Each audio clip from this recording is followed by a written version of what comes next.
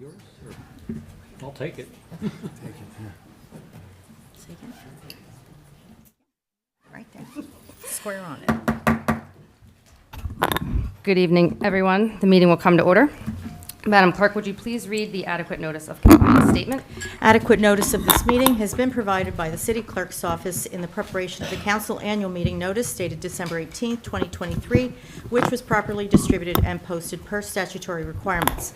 Please be advised that fire exits are to my right, your left, and at the back of the room. The city has a listening system to assist the hearing impaired. If anyone needs hearing assistance, please obtain the system at the dais and return it thereafter. Thank you, Madam Clerk. Roll call, please. Mr. Boyer? Present. Mr. Miniger? Here. Mr. Pawlowski? Here. Mr. Smallwood? Here. Mr. Vartan? Present. President Pro Tem. Present. If everyone would please stand for the Pledge of Allegiance.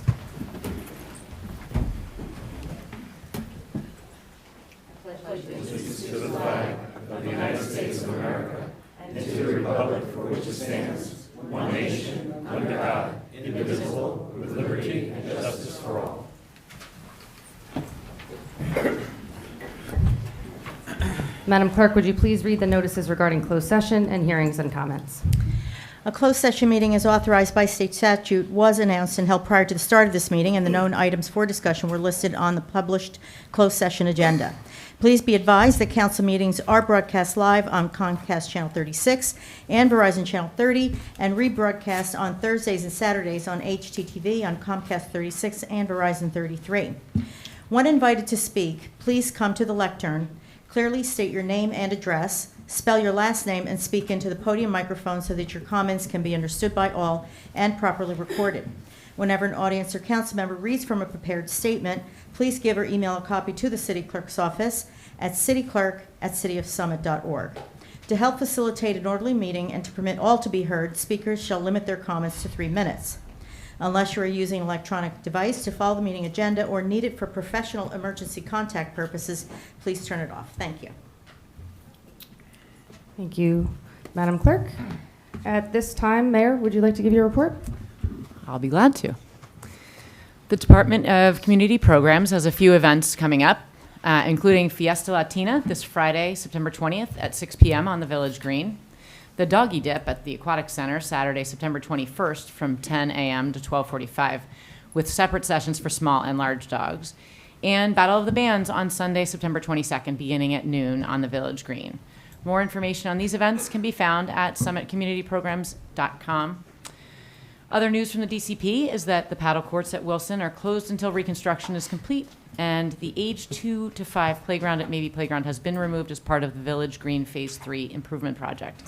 The age 5 to 12 playground at Maybe remains open, and the Maybe Playground transformation project will go out to bid shortly, and work is expected to begin late fall. Tonight, I am also looking forward to hearing from Leah Griffith, who is the chair of our homelessness task force, about the incredible efforts of the task force thus far. I'm really proud of this group and grateful for the energy and the devotion to this cause. Recently, there have been questions about vacancies in City Hall. While specific details related to personnel matters must remain confidential, I want to assure you that these transitions present a valuable opportunity to strengthen City Hall for the future. Some vacancies stem from long-serving employees retiring, others from individuals pursuing new opportunities, or due to personal changes. In one instance, an opening allowed us to promote from within City Hall, demonstrating our commitment to continued professional growth for our city staff. Another allowed us to hire someone from a neighboring town, providing fresh perspectives on our processes. Each change reflects the adaptability of our organization, ensuring we continue to evolve. When the new council and I first took office, we recognized the need to enhance succession planning, and we continue to make this a priority. I am confident in our direction. City Hall remains stable, focused, and fully dedicated to serving our community. Finally, the response to our open positions has been overwhelmingly positive. People want to work here, and that's a great testament to the reputation we've built. As we continue to grow, we are committed to building a City Hall that is tailored for the future, ensuring that we remain agile and responsive to the changing needs of our community. Thank you. Thank you, Madam Mayor. I will give my report as President Pro Tem. bear with me tonight. This is obviously my first time running a meeting, so I'll give you a quick update. We have a busy night tonight ahead of us with a few proclamations, 3 brief presentations, council members swearing in, some resolutions, and some ordinances. In the interest of getting business done efficiently, we will be hearing public comments for anything on the agenda at the beginning of the meeting. So any resolutions or ordinance will have public comment. Sorry. So there will be public comment for anything not on the agenda at the end of the meeting. So tonight, if you want to comment in the beginning, it's anything on the agenda, and at the end, it's anything that was not on the agenda. I'm simply trying something new for one meeting at the advice of some of my professionals in order to speed up the meeting. We're going to focus on the city business first. It's just a trial, may not work out, but I figured if you got this shot to be council president one time, maybe you try it up. So I'm looking forward to your feedback. You can tell me it was a horrible idea tomorrow. However, I am giving 2 opportunities for public comments, and tonight, if there was an ordinance for a hearing, you would have an opportunity to comment around that as well. I would like to point out that tonight we will be moving resolutions 11461 and 11491 to the next meeting. That was the Teamsters local agreement. Our professionals simply need more time to review that. And the bid advertisement of the Parkline project for Phase 3 will go to the next meeting. Today I sent out a recap of the September 3rd council meeting. In this recap, there is a link to the firehouse that our city employee Megan Trindell completed. I encourage everyone to not only look at the firehouse video, but I wanted to recognize the talent of Megan for producing such a phenomenal video. Members of City Council met with the Board of Ed this week to discuss Anderson Fieldhouse renovations and the path forward, and I believe the Board of Ed will be providing some updates as well as the city in the coming weeks. As the mayor mentioned, the paddle courts, we are putting caution tape on those because we are renovating those, but we have deemed that they're not quite up to our standards right now. We don't want anybody to get hurt.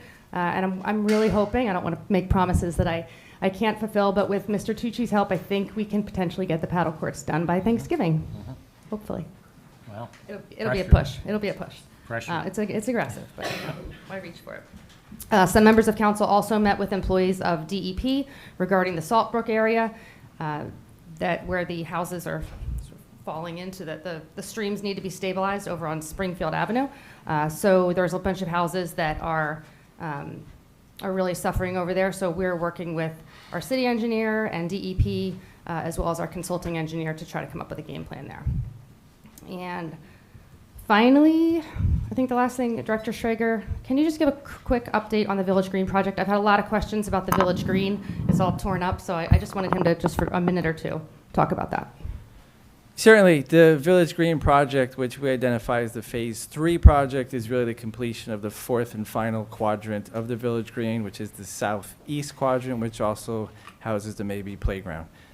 Project started about a week and a half ago, and the plans are available online through the DCS engineering website for viewing, but ultimately it will kind of mimic what's on the other quadrants, where the walkways will be realigned in conformance with the Village Green master plan. Lighting will be added, as well as some landscaping and drainage as required. Then once this is completed, it should time up well with the Maybe Playground, so it kind of will stay under construction. By next spring or early summer, we should have both parts of those and both projects finished, so we can enjoy that part of the Village Green. Thank you. Thanks for giving that update.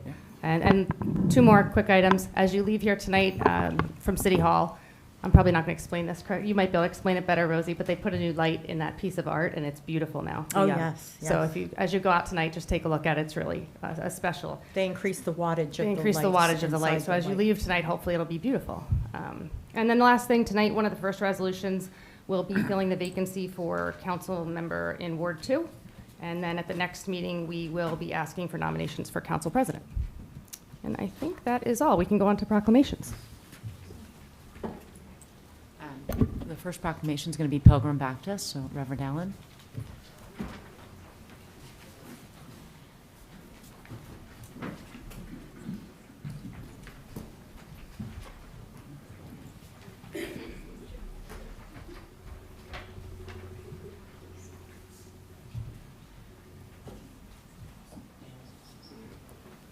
All right, can you hear me? Oh, God, it's too tall. That's better. Okay. Whereas Pilgrim Baptist Church is an offspring of the Fountain Baptist Church, originating from Chestnut Avenue in Summit, New Jersey. And whereas Pilgrim Baptist Church was organized in 1929 through the visionary imagination of the late Reverend Henry R. Cooper with the help of a small group of Christian worshipers. The church was chartered in 1929 and incorporated in 1930. Property at 35 to 37 Glenwood Place was purchased in 1931, and whereas the late Reverend Nathaniel Gilmore had visions of building a new Pilgrim Baptist Church, but after 8 years of dedicated service, God ended his work here on earth and called him home in 1957 before his dreams materialized. And whereas the late Reverend Lester Glover became successor to Reverend Gilmore, and during his pastorate, plans were finalized for the construction of the present church site. The church moved from Glenwood Place to 77 Morris Avenue on June 23, 1963. And whereas the Reverend Ronald Allen Sr. was elected interim pastor of the church on June 24, 1997. Reverend Allen was unanimously elected as the pastor of Pilgrim Baptist Church on June 5, 1998. Reverend Allen has a long list of accomplishments, and under his leadership, the church has experienced great spiritual growth. And whereas Pilgrim Baptist Church has been a valued presence within the city of Summit for 95 years and continues to be a beacon of light, faith, hope, love, praise, comfort, worship, fellowship, and service. Now, therefore, I, Elizabeth Fagan, Mayor of the City of Summit, do hereby proclaim September 17, 2024, as Pilgrim Baptist Church Day in the City of Summit, and ask all citizens to join me in congratulating Pilgrim Baptist Church on the occasion of its 95th anniversary. In witness whereof, I have hereunto set my hand and caused the seal of the City of Summit to be affixed this 17th day of September in the year 2024.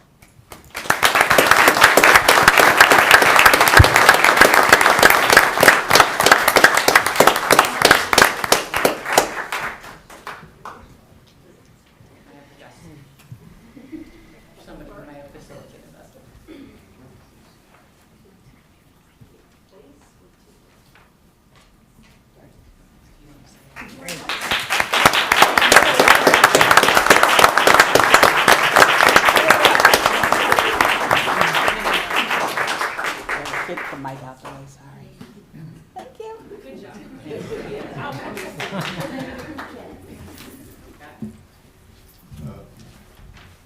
And next proclamation, may I have our Beacon Fire Chapter members who are here? I have Lois and Hageman, who's the director. I hope I'm saying these names right. Catherine Biber is the assistant registrar. Linda Seelbach, historic events, and Patricia Dixon Black is membership.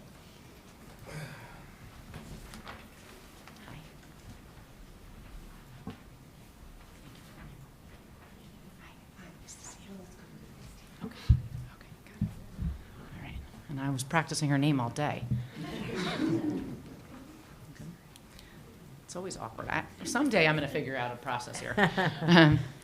Whereas September 17th, 2024 marks the 237th anniversary of the drafting of the Constitution of the United States of America by the Constitutional Convention. And whereas it is fitting and proper to accord official recognition to this magnificent document and its memorable anniversary, and to the patriotic celebrations which will commemorate the occasion. And whereas Public Law 915 guarantees the issuing of a proclamation each year by the President of the United States of America, designating September 17th through September 23rd as Constitution Week. During this week, we celebrate our Constitution and the rights of citizenship that together we enjoy as the people of this proud nation. Now, therefore, I, Elizabeth Fagan, Mayor of the City of Summit, do hereby proclaim September 17th to September 23rd, 2024 as Constitution Week, and ask our citizens to reaffirm the ideals the framers of the Constitution had in 1787 by vigilantly protecting the freedoms guaranteed to us through this guardian of our liberties, remembering that lost rights may never be regained. In witness whereof, I have hereunto set my hand and caused the seal of the City of Summit to be affixed this 17th day of September in the year 2024.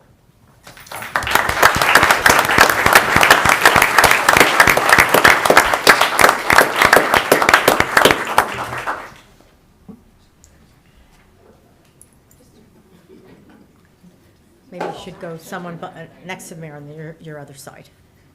Somebody put somebody on that side, balance you out. Okay, good. All right, good. There you go. Let's just make a little space.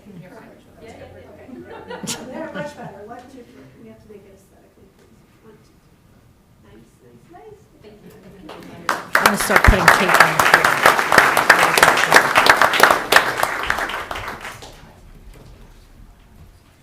Yes. Thank you and congratulations.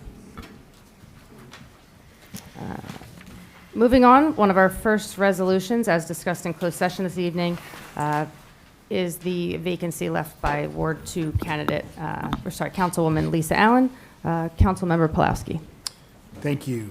This is resolution number 11493. With the resignation of Councilwoman Lisa Allen before her term expired, the governing body must appoint a successor to fill the vacancy. Per our closed session discussion, council has voted to appoint Mike McTiernan. Mike was a two-term councilman for Ward 1, I believe, in the teens, including 2 terms as council president. He since moved to Ward 2, is eligible to take Ms. Allen's seat, and we are lucky to have him. I move to adopt this resolution. Second. Council comments? Welcome back. Public. You can do it now because it wasn't on Welcome the back. Okay. agenda. Any public comments on that one? I'll make a quick, brief comment if there's no more public comments. Mike's been a leader in the community for a long time. He's a mentor, I think, to most of us up here. Greg, I know he's mentored you in the past, and I think Mike's going to be someone who brings the community together. We're looking for him for leadership, and I know Rosie's very excited to have Mike back. Familiar face. Mike, thanks so much, and I guess we'll do the swearing in. Go ahead. I'm sorry, I just found my notes here. Do you mind? No. Tonight we have the pleasure of introducing Mr. McTiernan to our council. Following the recent appointment of Tom Tucci at our last meeting, these introductions are a testament to the council's sound judgment and strategic decision-making. By bringing on individuals with extensive experience and a deep commitment to our community, we are ensuring that Summit is guided by leaders who understand our city's needs and are equipped to navigate its future with confidence. Mike's proven track record as a former council president, combined with Mr. Tucci's decades of municipal management experience, underscores our council's dedication to effective and responsible governance.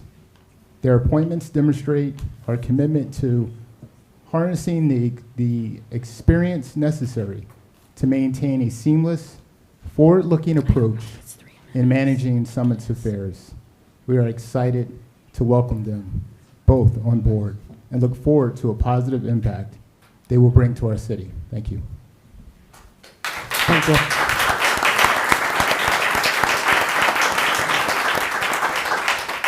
Any other comments? Can we do the swearing in, Rosie? Mayor? First, you have to take a vote. Oh, All right. in favor? Oh, yeah, forgot about that. Okay, all in favor? Aye. Anyone opposed? Motion carries. Motion carries. That was easy. Congratulations.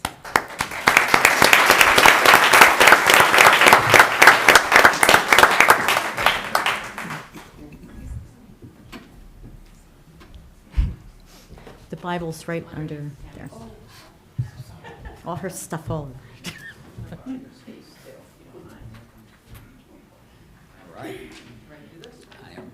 Yes. Sure. I am ready. Okay, excellent. Repeat after me. I, Mike McTiernan. I, Mike McTiernan, Do solemnly swear do solemnly swear that I will support the Constitution of the United States that I will support the Constitution of the United States and the Constitution of the State of New Jersey, and the Constitution of the State of New Jersey, and that I will bear true faith and that I will bear true faith and allegiance and allegiance to the same to the same, and to the governments established and to the governments established in the United States in the United States and in this state and in this state, under the authority of the people. under the authority of the people. I do solemnly swear I do solemnly swear that I will faithfully, that I will faithfully, impartially, impartially, and justly and justly perform all the duties perform all the duties of Councilmember Ward 2 of Council Member Ward 2 according to the best of my ability. according to the best of my abilities. So help me God. So help me God.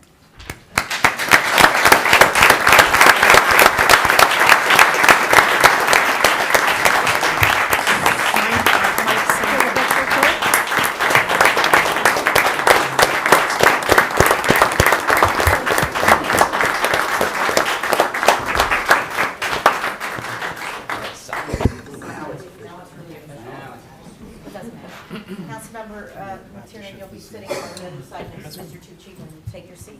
Right? Take your seat now, right? Yes, please take your seat. That seat, Mike, you gotta come back up here. I need the Wi-Fi password. I'll get that for you tomorrow. And we will now move on to presentations. Officer Katiga?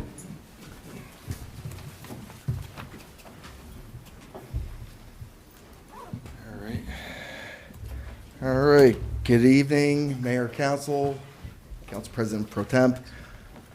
My name is Officer David Katiga. I'm with the Summit Police Department. As we're all aware, the Summit Police Department placed a heavy emphasis on community engagement.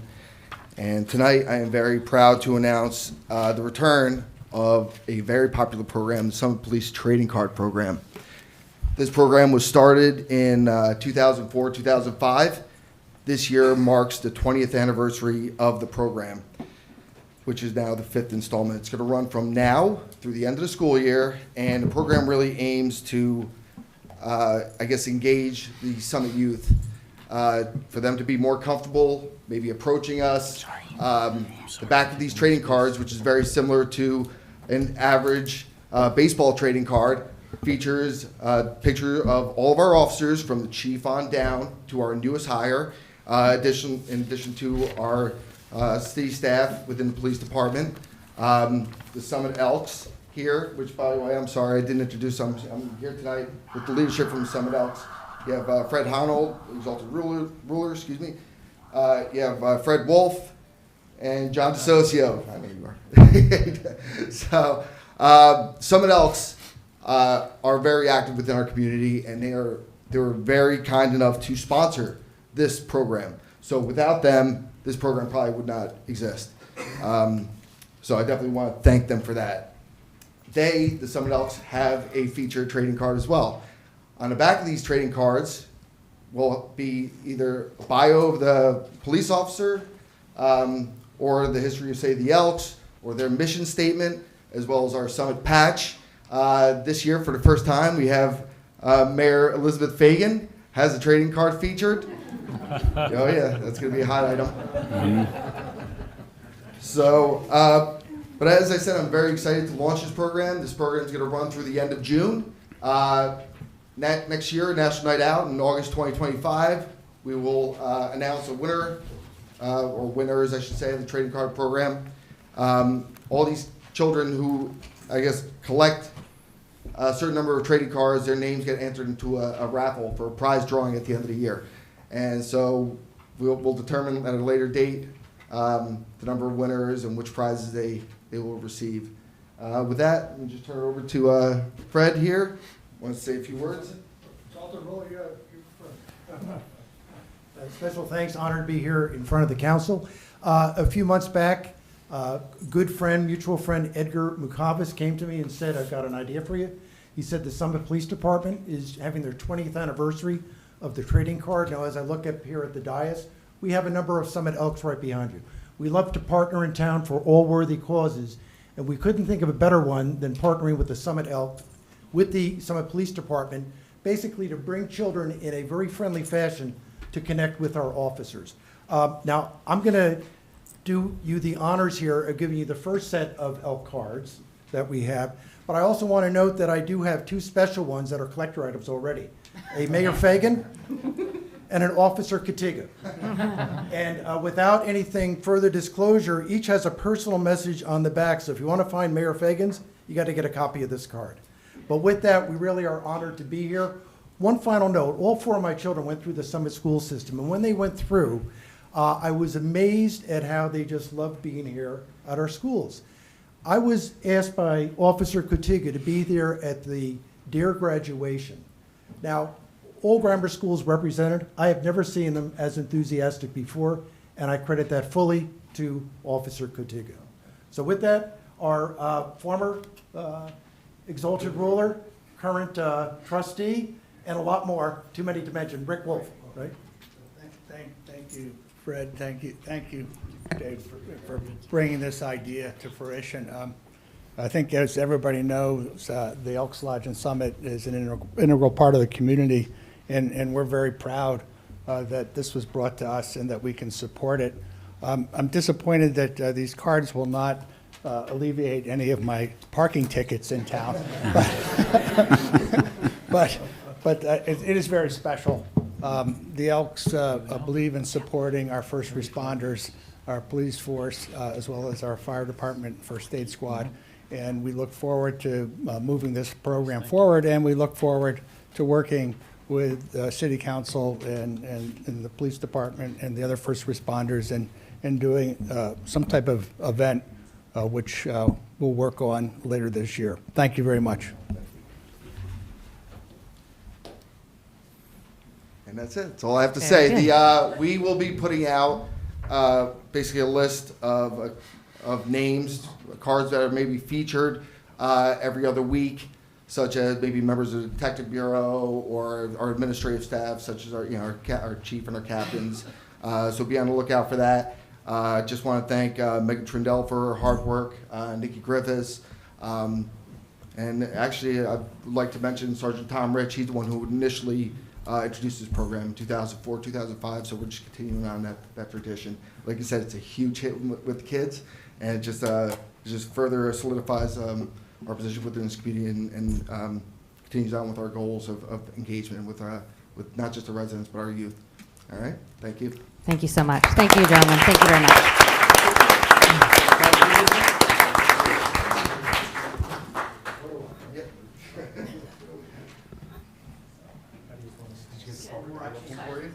Got it.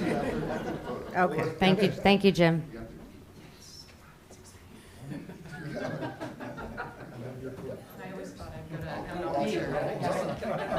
Sure. Let me vote on it. You won't find it on eBay. Okay, we got to put our mayor, okay. John, you want to get in the picture? I wonder how they distribute the cards. Thank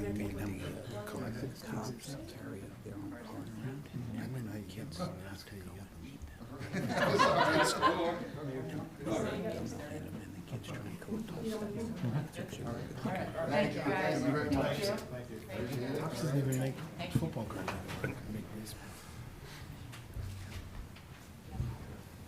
And now we will have our affordable housing attorney, Nancy Holm, give an update for affordable housing.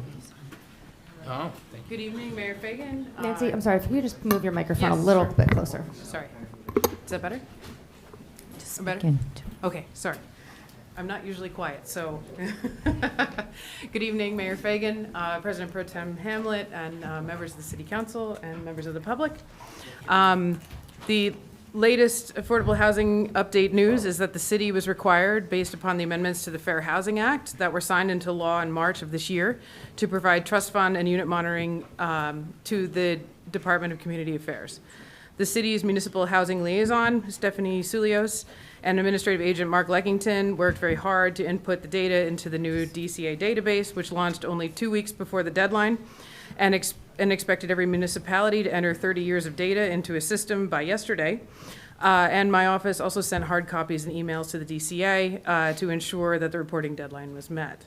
I want to thank Stephanie and Mark for all of their hard work over the past 2 weeks. It was an impossible task, and they did an incredible job. The city created the Mount Laurel Subcommittee, which has been meeting since March of this year to work on recommendations for the city on how to complete its Round 3 responsibilities, as well as begin planning for Round 4, which is set to begin on July 1st of 2025.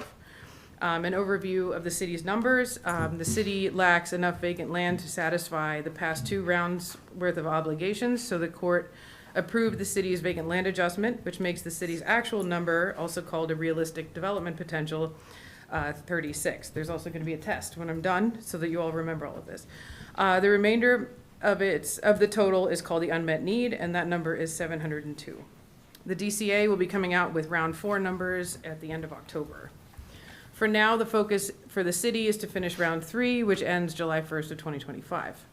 The city has fully satisfied its RDP of 36 and has a surplus of 13 credits going toward its unmet need from already built units within the city. The city has also implemented 6 overlay zones to capture units in likely places where the city could possibly redevelop in the future. Unmet need is an aspirational goal, and the city has put all of the mechanisms in place that are required that will help it capture units with new projects, including a multifamily set-aside ordinance across the entire city. The city also has a separate terminate settlement agreement with Fair Share Housing Center that states the Summit shall take all reasonable steps needed to achieve the goal of facilitating the construction of 50 new rental or ownership units within the city in 100% scattered site affordable housing developments. This 50 new units language are also units that apply to the city's unmet need, and the city has until July 1st of 2025 to demonstrate that it has facilitated the construction of those units. As you can see from the city's website, 32 of the 50 have been zoned for, built, approved, or in the planning stages. We have had a tremendous interest in creating affordable units by members of the community within Summit, and the subcommittee has explored options with them, and most are in the infancy planning stages, as the city works with these members of the public to see what can be built and what the options are for potential projects, if at all. Because there's nothing concrete yet, that is all I can report on these items.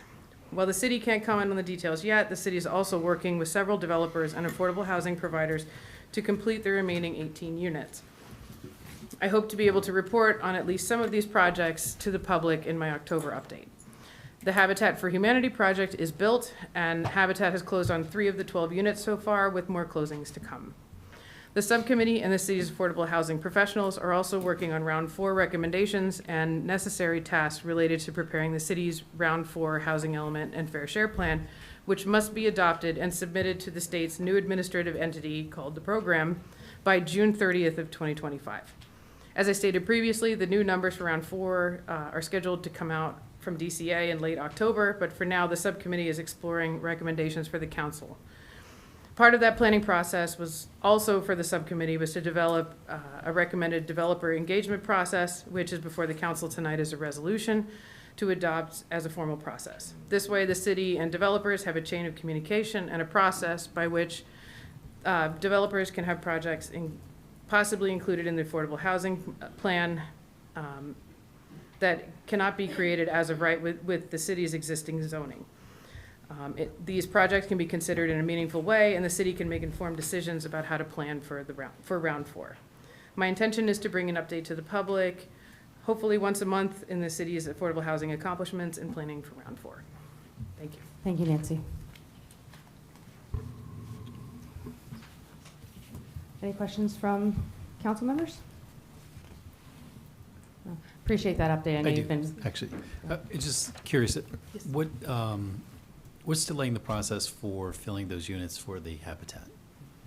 They're for sale units, so it's the same process as buying a condominium unit. There's loan documents, and they have to be approved. They also have the extra step of re-qualifying the households as low and moderate income households, so sometimes that just takes some time. Okay. So they're following the process. They have an administrative agent that does everything. It's just But they have applicants that just yes. going through the process? Yes, okay. They're just in the process of doing all the closings now. Okay. Thank you for your update. Thank you for all your efforts. Appreciate it. Thank you. Next, we would call up Leah Griffith to give an update on the mayor's task force for the unhoused in Summit. Good evening. Thank you for having me.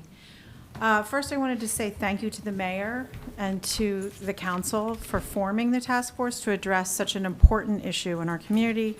I applaud all of your efforts in forming a wide and diverse group of people to address this tough issue.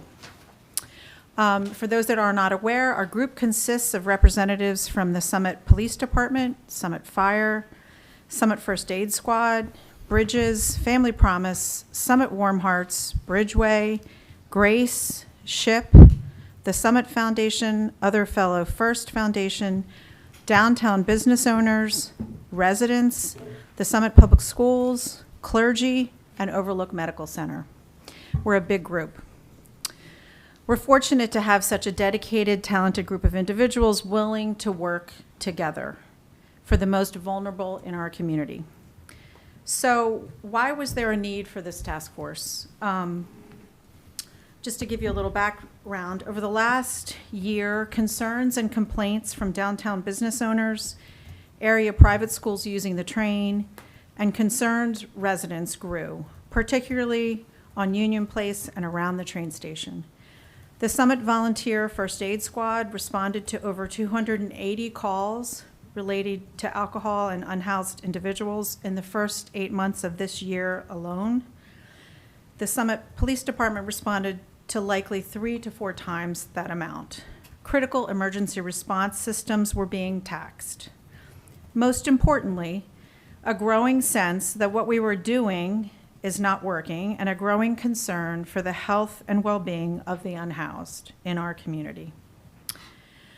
So what is our unhoused population?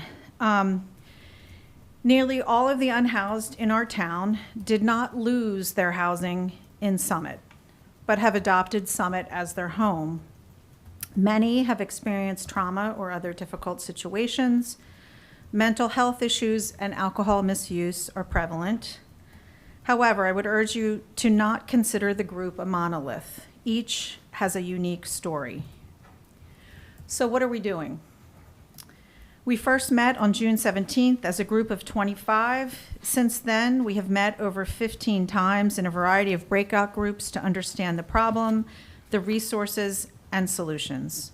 We've conducted near weekly outreach sessions at the train station with Bridges, Bridgeway, Summit First Aid Squad, and the Summit Police Department, talking and offering resources, reaching out to our unhoused. Summit Police Department has enforced existing ordinances like public urination, open container, and jaywalking. We've begun to connect to county and state resources to ensure that we are utilizing existing shelter and existing resources. We've toured 2 Union County shelters to understand what is available. We've worked with existing service providers in town to ensure we are working together and working toward the goal of housing, not comfort in being unhoused. We're working on obtaining additional case management resources to ensure that all interactions are case management forward. We've already begun to see some improvement in the environment around the train station and on Union Place. So what are we doing now? We have a stated goal of housing our unhoused by November 15th. This will not be easy, and it will require considerable effort, consistency, and resources. But we are optimistic with the group working together that we can meet this goal. We're working creatively with state and county resources and private funding to exhaust all shelter and housing options. We've increased weekly outreach to twice a week, and we have a weekly triage group that is meeting to case manage each individual. What do we need from you? I have 2 requests for my fellow citizens. Please don't offer money to any of our unhoused friends. If someone is panhandling, call the non-emergency number, please. We have some amazing organizations in town that will make great use of your generosity to help the unhoused. Bridges, Family Promise, SHIP, any of the houses of worship. Handing out money makes our city less safe and makes the job of this task force more difficult. Unfortunately, your money will likely be used for alcohol. If you see something, say something. If you see someone in need or in an unusual situation that is non-emergent, call the non-emergency police number. They want to know. The more we know, the more we can help and connect resources. I want to thank you all for your support. I ask for your patience. Please reach out and let us know what you are seeing, good and bad. Together, I feel really strongly that we can solve this problem with compassion and care. Thank you.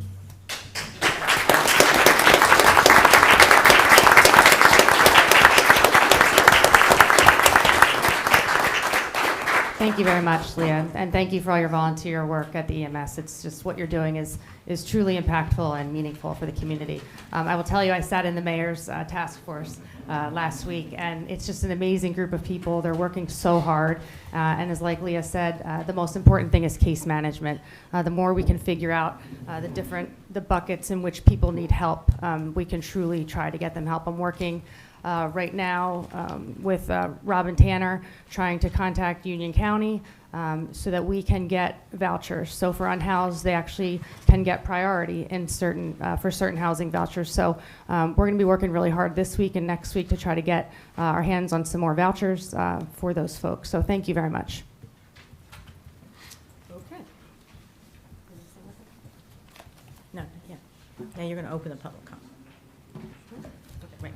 Okay, at this time, this is public comment for items already on the agenda. At this point in the meeting, council welcomes comments from any member of the public about issues that are on topics of tonight's business agenda. Whenever an audience or council member reads from a prepared statement, please provide a copy to the city clerk and email it at cityclerk@cityofsummit.org. To help facilitate an orderly meeting and to permit all to be heard, speakers shall limit their comments to 3 minutes.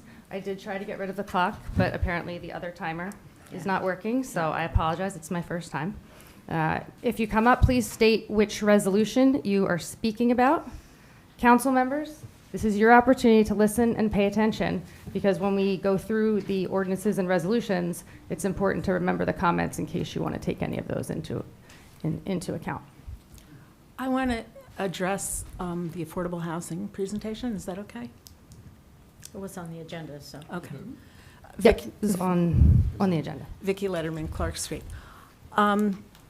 Several years ago, I wrote to council after I had read that Rutgers published a survey.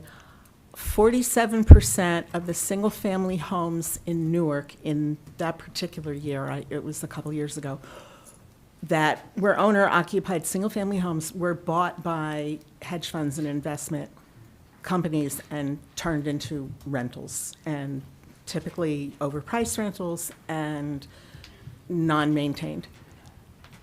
And the trend is moving to the suburbs. It's not just cities like Newark. So I wrote council several years ago and asked if they would consider some kind of protection for Summit to prevent that from happening. And I don't know what that is. I'm not an attorney. Because I think you have to do that. You would need to do that well in advance, not when it actually is on your doorstep, because then it looks like you're affecting a particular developer. I got no response. I would like to present that again. Also, we have a number of areas in town, I believe down by the Marco Polo is one, where a developer is buying up land on spec and subdividing it in order to build more units without any affordable housing in it, because it's more than one lot. And I think that's unconscionable. And I would propose that, what difference does it make how many lots it is, or even when it is? Why isn't it a per developer? You build 4 houses on spec, the 5th one you build is affordable, wherever it is, whenever it is. You don't want to do that, then you don't do business anymore in Summit after you've built 4 houses. I don't think it should matter that, I think this developer wants to build 6 units. So in order not to build an affordable one, he's dividing the lot in half and building 3 and 3. I mean, we have Nancy here, so maybe you can say whether I'm correct or not. Anyway, I think we need some innovative ideas, and I think those are very palatable. One thing that I don't think can be done, unfortunately, I live in the least expensive neighborhood in Summit, and we have a particular builder. Every time a ranch house comes on the market, he buys it, tears it down, builds a McMansion. It's private property, you can't avoid that, but I wish there was a way, because we're losing the least expensive houses in Summit and like tripling their price. I think that's a shame. Thank you. Thank you for your comment. Sorry, my microphone was off. Thank you for your comment. Any other public comments for items on the agenda?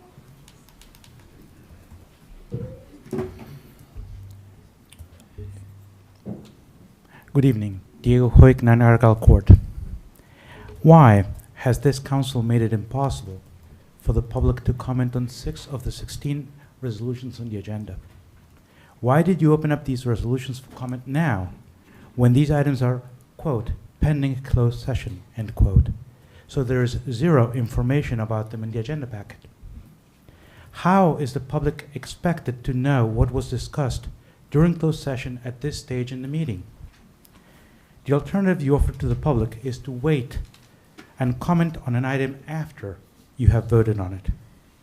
How does this allow the public to make informed comments or be heard? In short, what are you trying to achieve? Traditionally, Summit residents have been allowed to comment on every ordinance or resolution as it's being discussed by council. Has debate resulted in long, contentious meetings in the past? Sure. Should debate be avoided because a meeting could get contentious or run long? Whatever your plan may have been when you made this change, I submit to you that the dog ate the plan, then a bad hombre ate the dog, and now it is just a concept of a plan. I will end by quoting then-candidate Bob Pawlowski, quote, "When did it become uncivil to ask tough questions? Our children are watching. We do them a profound disservice when we stay in our lane and go with the program. We must teach our children to ask questions fearlessly, to demand honest answers, to learn and to think for themselves.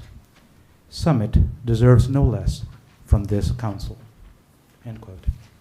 Thank you for your comment. Thank you, Diego. Are there any other public comments for items on the agenda?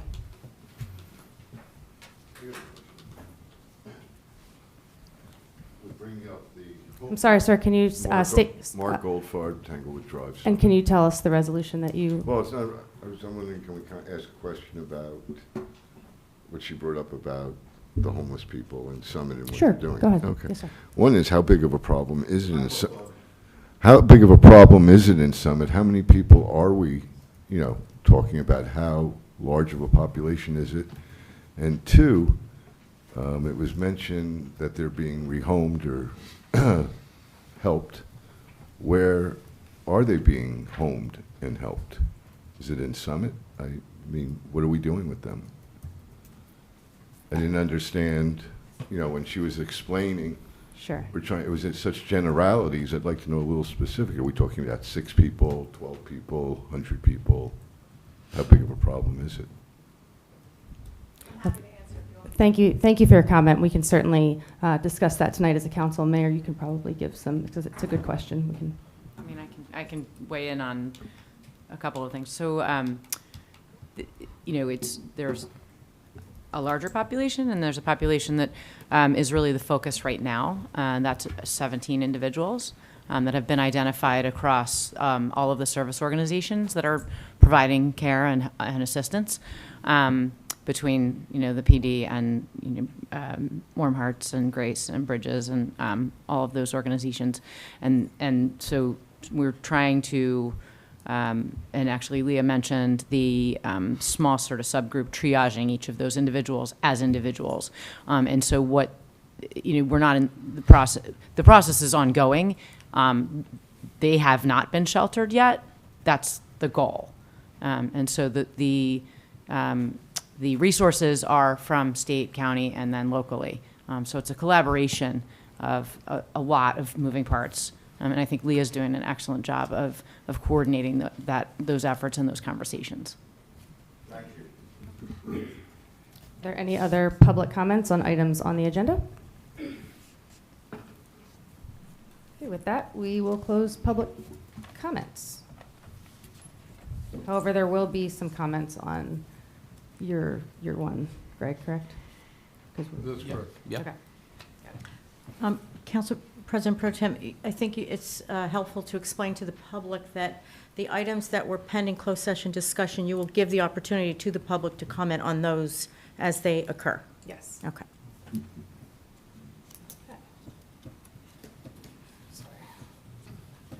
Moving on to ordinances for introduction. Madam Clerk, would you please read the ordinance for introduction 11473? An ordinance amending the code, Chapter A, Schedule of Fees, Appendix, and Chapter 4, General Licensing, Section 4-3, Automatic or Electronic Amusement Games, Pinball, Video, or Arcade Amusement Games, subsection 4-3.4, Issuance of License and Term. Councilman Vinegar? Thank you, Council President Pro Tem. This is an ordinance that will amend Chapter A, Schedule of Fees Appendix, and a subsection of 4-3.4 under Chapter 4 that deals with the fees associated with licenses for automatic or electronic amusement games, such as pinball, video games, or other arcade amusement games. This ordinance will change the fee for obtaining a one-year license to operate those types of games in a business to simply $250 per machine. This is a change from a license fee that varies based on the number of machines that you operate, ranging from $140 currently to $695. The $250 fee brings us in line with nearby cities such as Morristown, Westfield, and Chatham, where they sure play a mean pinball, I've heard. I move to introduce this ordinance. And I second. Any council comments?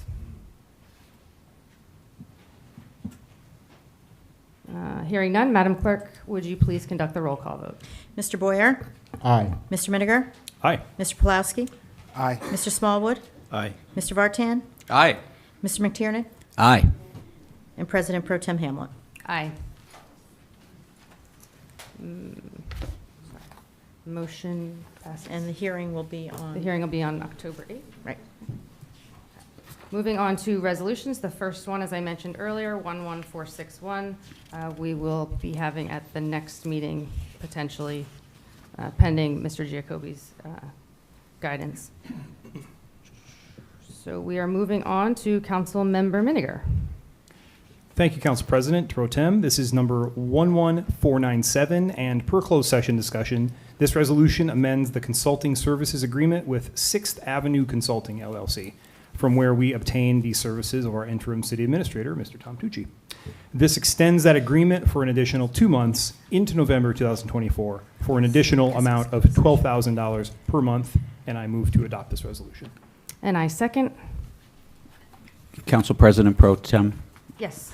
I'm just want to announce, I'm going to, since I wasn't in closed session, I'm going to recuse myself on the finance resolution, the capital projects and community service resolution, the community programs and service resolution, and the first one of safety and health. Very good. Thank Thank you. Is that what, no, I forgot. I'm going to recuse myself. Any other council comments? And then since this one was in closed session, if there are any comments from the public, I'm happy to listen to comments from the public on that one. Okay. And so we will go for a vote. All in favor? Aye. Any opposed? Motion carries. Councilmember Vartan.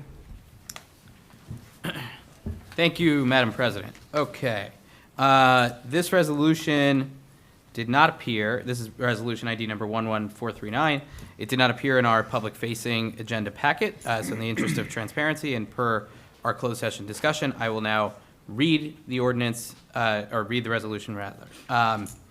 Whereas the Common Council, upon the recommendation of the Mount Laurel Subcommittee, finds that it is necessary to establish a process by which the city can uniformly process proposed affordable housing projects from developers for consideration of inclusion in the city's plan for satisfying its constitutional obligation to provide its fair share of affordable housing now and in the future, and whereas the Mount Laurel Subcommittee has deliberated and proposed a process to the Common Council for its consideration and implementation, and whereas the Common Council has considered the recommendations of the Mount Laurel Subcommittee and has determined that it is in the best interest of the city to implement the recommended process from the Mount Laurel Subcommittee, and now therefore be it resolved by the Common Council of the City of Summit, the City of Summit's developer implementation process shall be as follows. 1, the developer will request an introductory meeting with the Development Facilitation Group following an expression of an interest in proposing a project not otherwise permitted as of right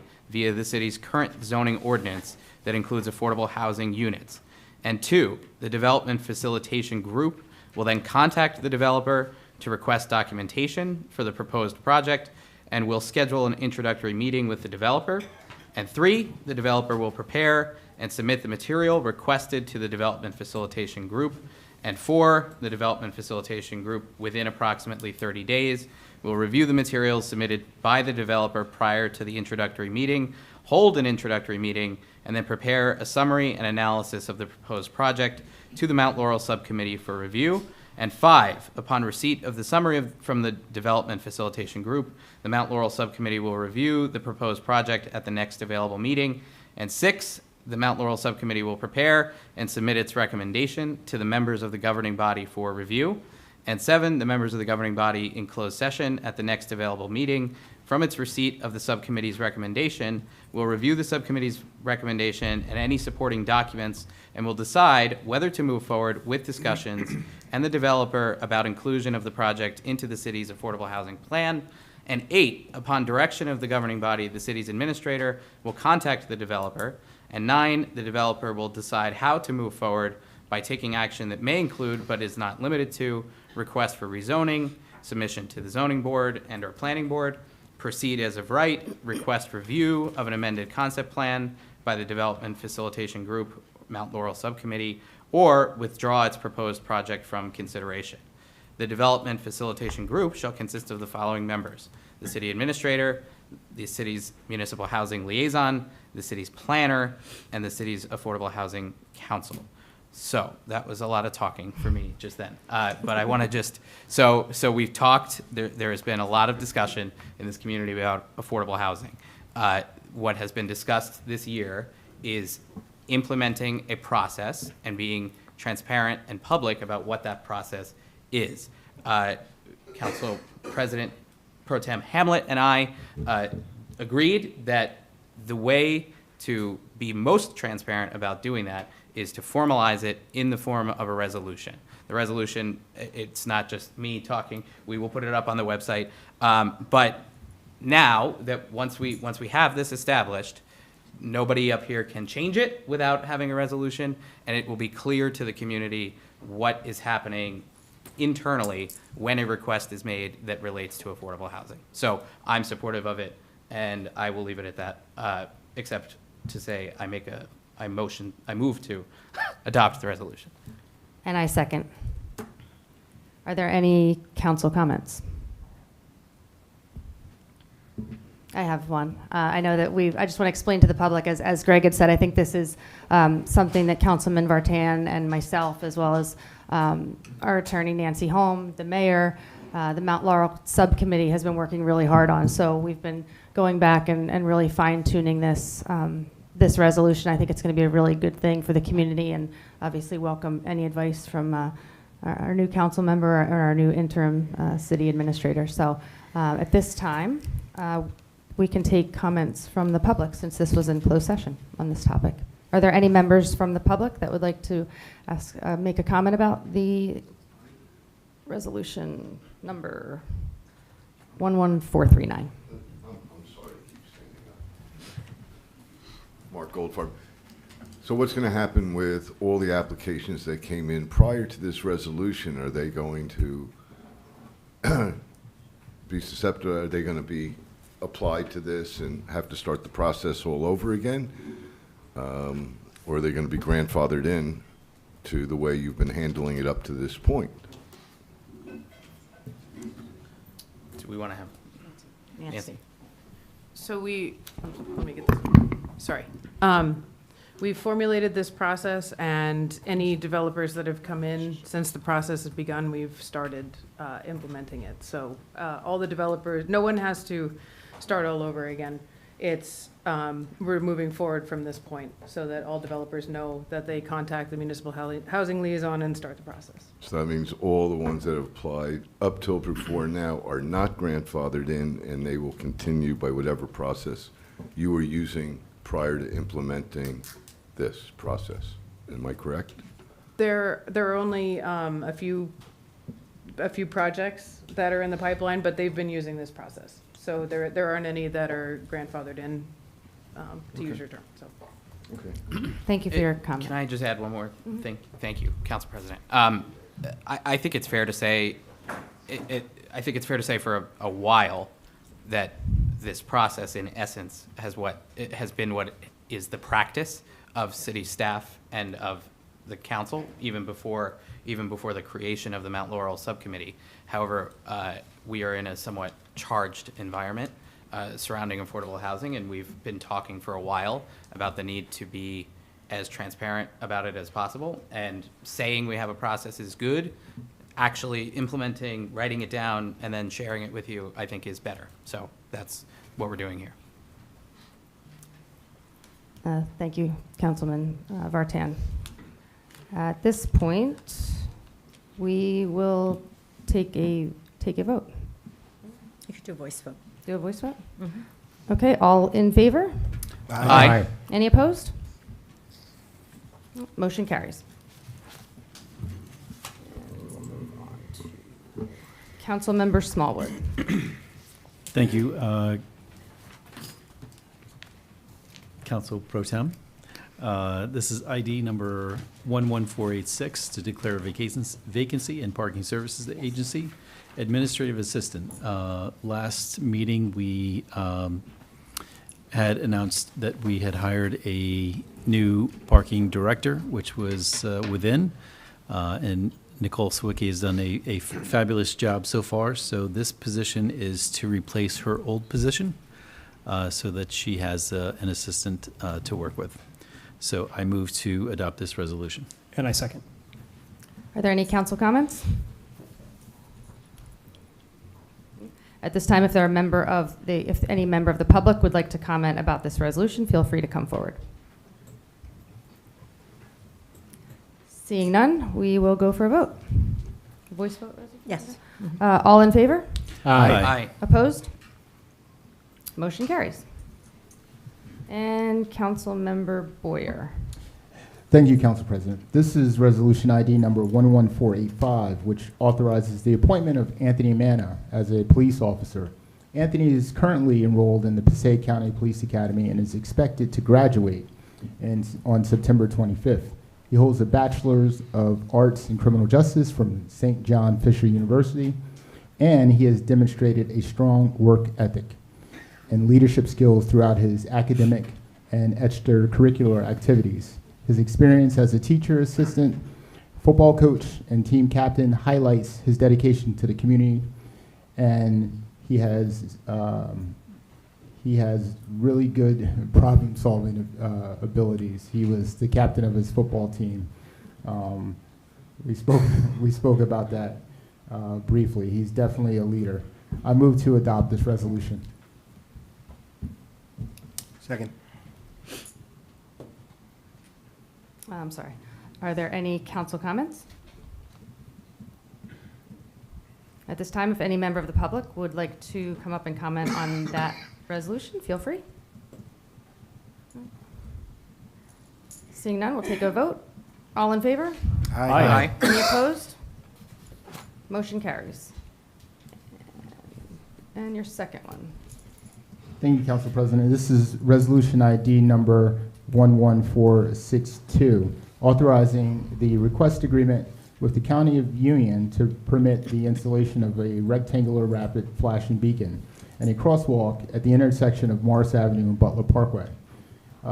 Having grown up a couple of blocks away on Dennis Place, I attended Washington School, and I frequently played basketball and football at Tatlock Field, which is now Investors Bank.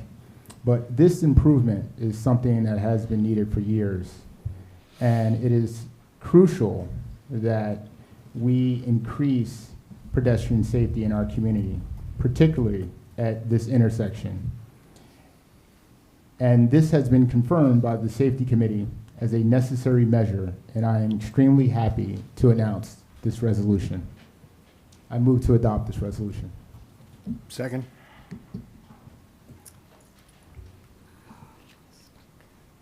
Okay. Are there any council comments? Yes, I'm very happy to see this. I frequent that area very often, and coming out of Butler Parkway onto Morris Avenue, I've seen a lot of kids coming from Tatlock Field rushing over to get to Magic Fountain. So hopefully this will be a much safer opportunity for them to use that flashing beacon light. One of the things that I've noticed about the flashing beacon lights is a lot of people don't push the button and they just stand there. And I would like to caution to everyone, if you do come across a crosswalk that has these flashing beacon buttons, please push the buttons because it does get the attention of the drivers.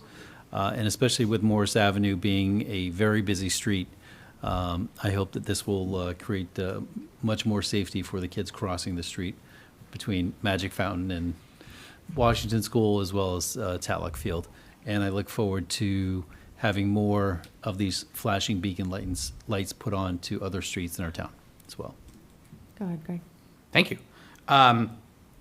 Aaron can correct me if I'm wrong on the numbers, but the 7 or 8 or so flashing beacons have been added around town in the last 2 or 3 years that supplement additional 4-way stop signs, additional sidewalks, and other traffic calming sorts of measures. Do we have a timeline on when we might expect to see this actually installed?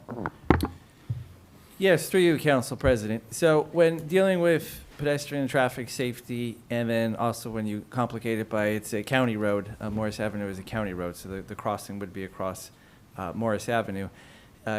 It's a little bit complex. So this is basically, we have done our study to prove that this is something that should be installed. We have sent it to the county engineering division, who concurs with our assessment. We had to make some tweaks to the plan and some of the requirements. So now this is the formal request by the city to have them produce an agreement that we will execute that will give us permission to do so. And then after we have that, assuming probably a 6 to 12-week timeline to get it ordered and installed. So when you factor in, 2 months possibly with the legal teams going back and forth, possibly by the end of the year, if not early winter 2025. So. Thank you. Thank you. Any other council comments? Andy? Thank you.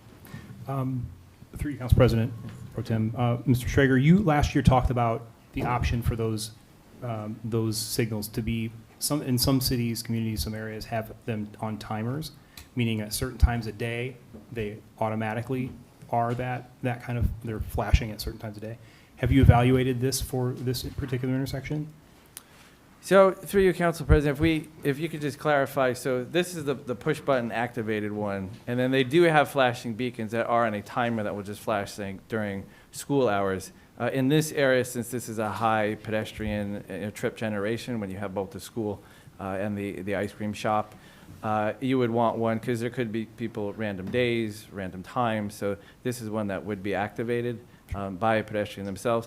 I do agree with Councilmember Smallwood, and I appreciate that. I don't see the hit rate I'd like to have in terms of hitting the button, and it's really not a big effort to do so. So please, follow his recommendation to hit it. But at this intersection, you'd want one that gets hit. But we did have at the school previously, and might still be Event Lincoln Hubbard, that it is on a timer.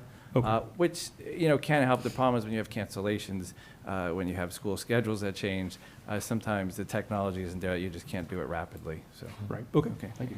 Thank you, Councilmember Miniger. I think it's a really good point. I hadn't thought about it. What I will say is when I think about that timing of crosswalks, Summit Avenue comes to mind. There have been a few occasions where if we have a crossing guard mix-up, and it's just such a, to your point, it'd be great to get the school ones on a timer, if we could. Go ahead, Bob. Thank you. So we've been working on this for, 8.5 months, right? So I get frustrated with the timing, but, it is when you're working with the county, this is on a county road, there's a lot that goes into it and a lot of following up, and the county's not always in the biggest rush, or they have a pile this high and yours starts off on the bottom. So I'm really glad that we're able to finally do this. If you grew up in this town and you walk to Tatlock, right, you come out of the high school and you'd like to cross on Weaver if you can, then you don't have to worry about crossing down there. But if the cars are coming and you can't, you always just hang a left. And then you're playing Frogger when you get down to Magic Fountain on your way to to the field house. So I'm glad we could finally do this, and I think, Aaron, you can tell me if I'm all wet on this, but I think this may also help with turning left onto Morris Ave off of Butler. Like, when a pedestrian's crossing on that crosswalk, the traffic will have to stop, and people who are waiting to go left will be able to go too, which has also been an issue down there. Yes, through you, Council President. It will have some ancillary benefits that might be one of them. We are also looking at other implementations that we might consider in that corridor. The previous study didn't show we should do anything in terms of timing restrictions for those turns, but having this in a formal stop will help alleviate some of the turns there, so yes. Thank you. One question, please. Yes, go ahead. Can I ask, Aaron, will this installation have the backup generator component, whereas if you had a power failure, you could put a generator on it and it would continue to function?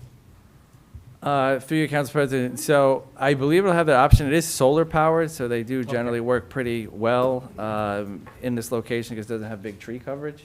So we're pretty confident will work, but like every mechanical thing, it will be subject to failures and replacements, so we'll stay on top of it. Okay. Yeah. Thank you. One other thing I wanted to mention, the sign for Butler and Morris is mixed up, so you think Butler is Morris and Morris is Butler. I don't know who would be responsible for fixing that, but might want to put that on We our have list. this really cool app called C-Click Fix. I should have done it. But I'm Nice just- plug. Since we're here. Yes, yeah, it would be our responsibility, but C-Click, if you see, I mean, just to the general public, if you see things like that, put it in C-Click Fix. We'll take care of it. I don't know if a truck hit that or if it was kids, but it does happen, so we'll fix it. And the other thing I'd like to mention is I think we officially can put these, if they start in safety, let's just keep them in safety. We're going to have Director Schrager sign off on these, but it makes the most sense to keep the rapid flashing beacons in safety, so you can have all the rest of them. Okay, at this point, no. Public comment? Yeah, did you offer public comment? Oh, it was. Okay, I'm sorry. Yeah. With that being said, we'll take a vote. All in favor? Aye. Any opposed? Motion carries.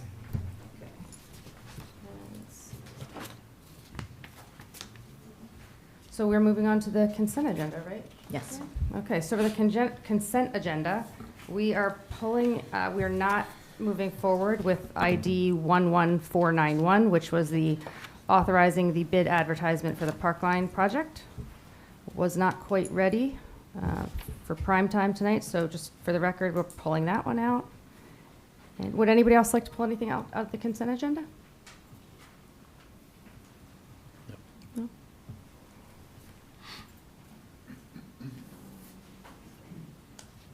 And just call for a motion to approve the consent agenda. So I'd like to call for a motion to approve the consent agenda. So moved. Second. All those in favor? All in favor? Aye. Aye. Opposed? Any opposed? Motion carries. Almost tripped me up on that one. Okay, so now it's about 8:50. We welcome public comment on anything that was not on the agenda. Whenever an audience or council member reads from a prepared statement, please provide a copy to the city clerk or email cityclerk@cityofsummit.org to help facilitate an orderly meeting. As we mentioned again, please limit your comments to 3 minutes. State your name, and just remember that it is public comment, so we won't have a dialogue back and forth. Cool. Well, I was going to ask a question. I don't know if I'll get an answer, but we'll see. The ID 11491. Your name, sir, Oh, please. sorry. That's okay. Corbin Schwartz, Henry Street. For 11491, authorizing the bid advertisement, Parkline Project Phase 3.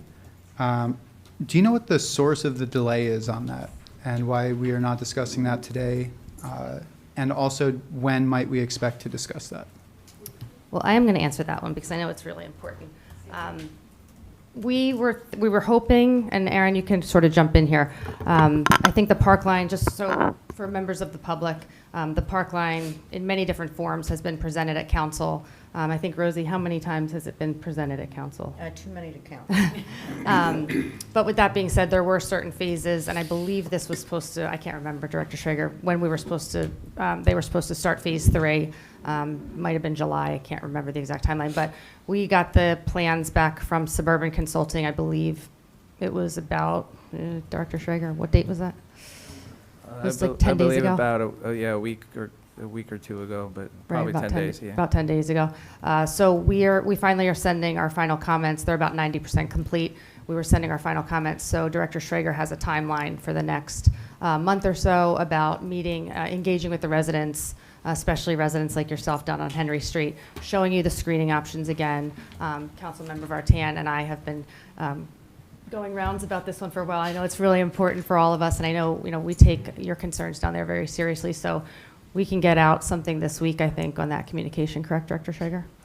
Yeah, just to provide an update on the timeline. So in the next day or two, residents that abut this phase of the park line, which is from Morris Avenue to Russell Place, will receive a letter inviting them to a meeting we'll be hosting under the Russell Place Bridge next Wednesday, the 25th, from 5 to 7 p.m. It'll also direct them to the website, which will have the renderings and plans posted, so the residents, and really any resident, can view it and make comments and reach out to us. And the meeting itself, though we're only sending the invitation to those abutting it, obviously anyone is welcome to stop by. We'll hope for good weather. If not, we'll send out an update that we'll have it at City Hall. Great, thank you. Does that answer your question?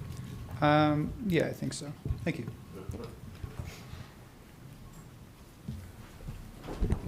Hi. Apologies, my voice, I've lost it. But Brandon Sternberg for Dale Drive. I wanted to ask Town Council for an update on the initiation and the initiative to install a sidewalk on Ashland Road between Rotary Drive and Silver Lake Drive. Wanted to thank Ms. Hamlet, Mr. Smallwood, Mr. Boyer, Mr. Schrager for reaching out to my wife, Allie Sternberg, and I after she spoke at the July 30th council meeting about the safety concerns. Your comments, as well as the rest of Town Council, was encouraging, so thank you on that. As a refresher for everybody listening online and here in the room, there is no sidewalk on Ashland Road between Rotary Drive and Silver Lake Drive. Ashland Road is a main road, a county road with a 35 mile per hour speed limit, which cars often exceed. Walking eastbound on Ashland, you are forced to walk with your back towards traffic and taking the risk that someone driving cannot see you. For those in a wheelchair or pushing a stroller, there's no alternative option. It's not feasible to walk on someone's lawn. As we are entering the fall months, it's getting darker earlier, which is expediting and making the risk even greater. So currently, as of today, September 17th, we have about 228 residents who have signed the petition requesting that the town prioritize a sidewalk between Rotary and Silver Lake. It's my understanding that a DAR was opened on August 6th for the town to further investigate, and the matter was routed to the appropriate department head and the Safety and Health Committee. Thank you. So I have 3 questions. One, has the item been further discussed at the Safety and Health Committee, and what are next steps? 2, what is the latest status of the reissuance of the sidewalk installation and maintenance plan? And will the portion of Ashland Road we're speaking about be on the priority list?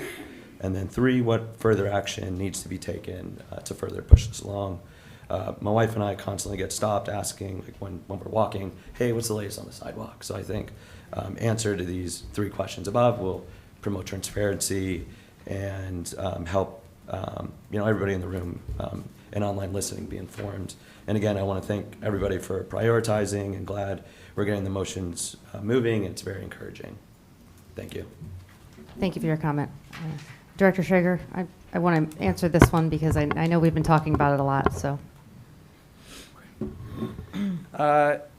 Yes, a couple items just to point out and try to answer the 3 questions. I have not been at a safety meeting where it was discussed, but based on some of the council members who are's feedback, I feel like it has been discussed, so it is not forgotten. So I believe it has been discussed at safety, and if not, it will be, and at CAPS as well as we move forward. In terms of the reissuance of the sidewalk installation and maintenance plan, yes, it is definitely a high goal of the department to finish that as quickly as possible. I was hoping we had it done, but obviously we've had some staffing and workload issues that made it a little bit challenging, but we are very close with that, so we hope to circulate that within the next week or two to the two committees, CAPS and Safety, for then a possible vote in the 2nd October or 1st November meeting. And at this time, I think we appreciate the residents, preparing the petition and reaching out, so it definitely will be a priority project in there.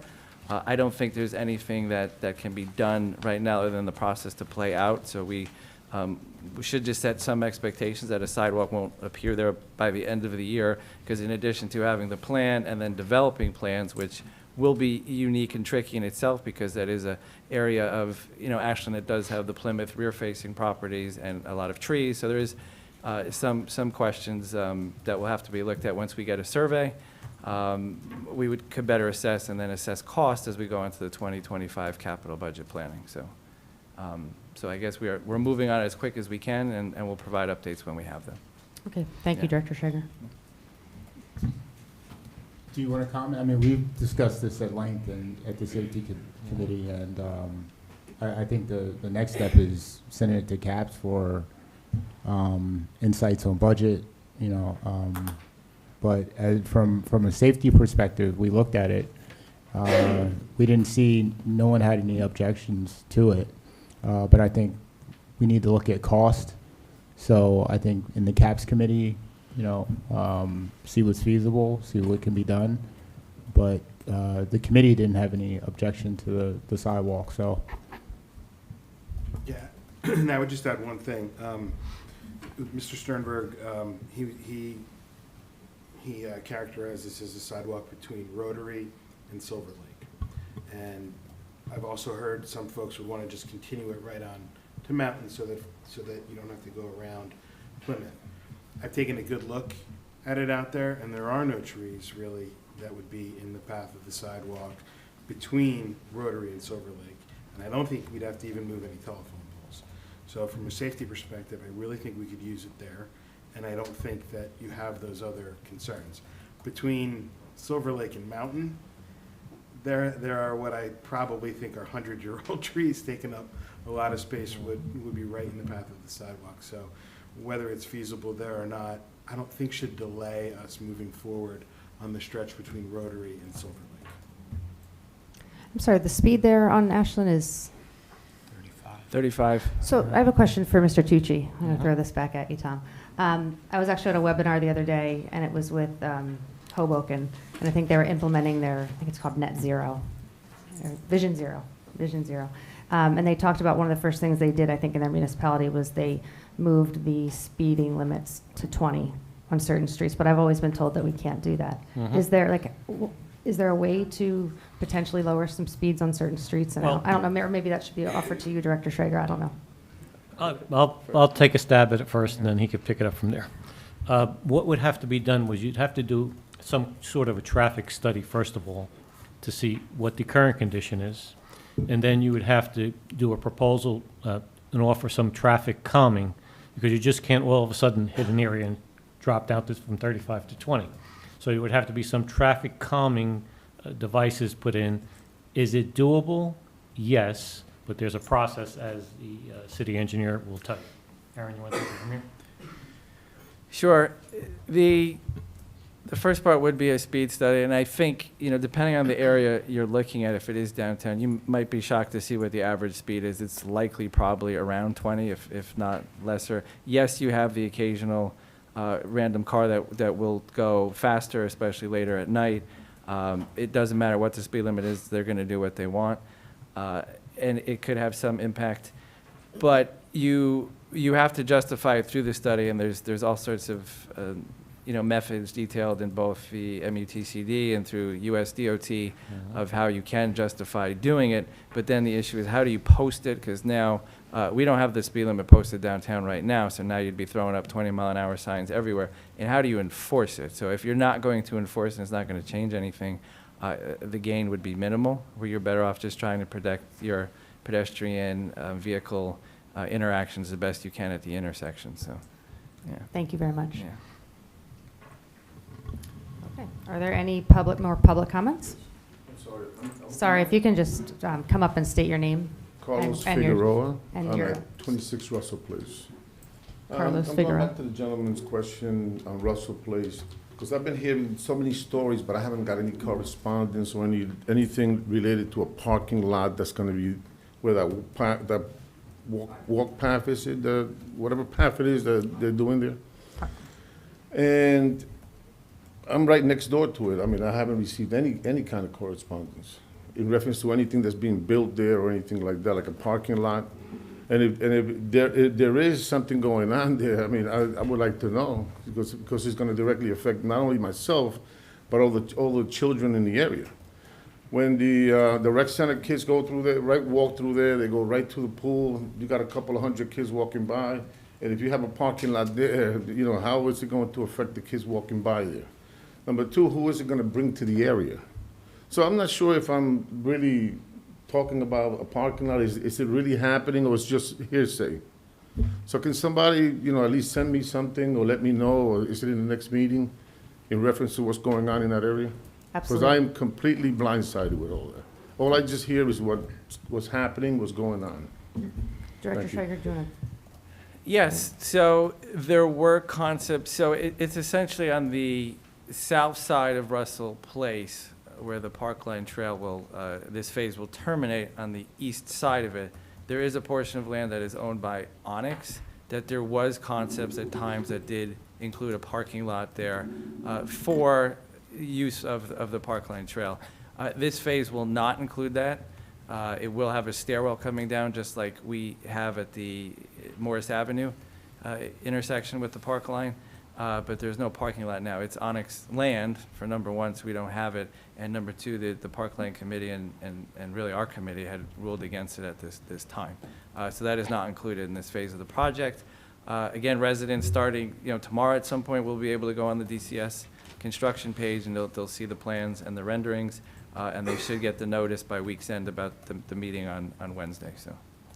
I think what I'm going to try to do, I actually asked Dr. Rubino, who's one of the main leading efforts behind the Parkline, to actually bring out the old model that he brought out several years ago, just for any new residents that might, you know, want to see the old model of the Parkline. I'm not a new resident. I've been there 28 years, and I haven't received one letter of anything that's happening in that particular site. That's Okay. all I want to say. Thank you, sir. I've been completely. Thank you. Thank you for your comment. Next public comment?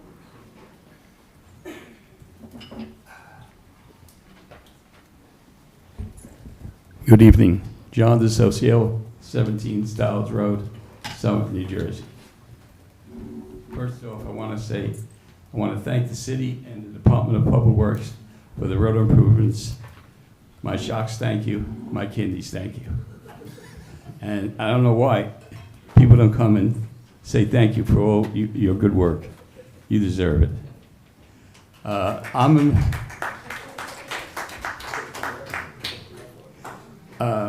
a member of the Summit Oaks Lodge for the last 40 years.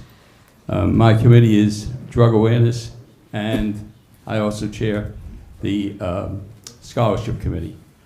The Oaks, on a national basis, give out $4 million annually in scholarships. That doesn't mean we're going to get it all $4 million in Summit. But 2 years ago, we had 4 winners in Summit. We're trying to beat that. I have notified all the high schools in Summit about our scholarship opportunities, and it's open to seniors that children are going into the senior year this year, and it's based on aptitude, financial need, and community involvement. So all I can say is, if you're a senior in high school, go to elks.org, apply for the scholarship. You can go into now your portal as many times as you like. The other committee is drug awareness. We're having our annual talk on drugs. Wait a minute. I had a flyer here somewhere. It's got crushed. I gave a copy of this to Rosemary. So we're having our annual talk on drugs this Sunday, September 22nd, 12 noon at the Elks. We're going to have various speakers talk about the evil of drugs, how to combat it, and also drug rehabilitation personnel that'll talk on how they help people get off drugs. Also, the state of New Jersey Elks has a conference down in Long Branch every February, beginning of February, where we send 700 children for a 3-day weekend. It's called our Peer Leadership Conference, and they learn about drugs, bullying, peer pressure, and worst of all, suicide. Last year, they prevented a child from committing suicide. I think I ran out of time. Thank you very much. Thank you for your comment and all your hard work. Good evening, Mayor Radis. Hello, How is are this you? someone's phone? John? Good evening, my name is Nora Radist, and I live at 18 Blackburn Place in Summit. I'm a former mayor of Summit for Mr. Tucci, you don't know me. And I have served for 8 years, from 2016 to 2023. I have a few comments, but first I want to welcome Councilman McTurnan. It's not the same up here without you. I know. I'm very happy to see you in Lisa Allen's place, and we had certainly many years of very equitable and productive years. Very much so. Thank Welcome, and good for you. I'm here to offer a few comments, and not questions, about the decision Mayor Fagan made to hold appointment-only office hours. My comments are based on experience and not mere speculation. Mayor, I understand your reasoning that you don't want to be speaking with a resident and then another resident stops by and they feel uncomfortable by having to wait for you. That happened to me from time to time, for sure. But either the resident was willing to schedule an appointment or he or she was willing to wait for a bit. Frankly, many of the hours during my scheduled office hours were spent with city staff. As you, I imagine, I received many emails from residents with questions and concerns, but upon receipt, I did not always have answers for the residents. I had to talk to staff for information that I needed. My office hours were very helpful for me and the staff to have such conversations. They knew when I would be there, as well as gain insights from them as to what their departments were doing and how they might need assistance. Additionally, in this historic time of significant departures of staff from City Hall, many of whom are at the senior management level, I would think, as the leader of our city, Mayor, that you would want to be present and approachable at City Hall to reassure staff and residents that despite some evidence to the contrary, the city may in fact be stable. So those are my thoughts. Thank you. Thank you for your comment.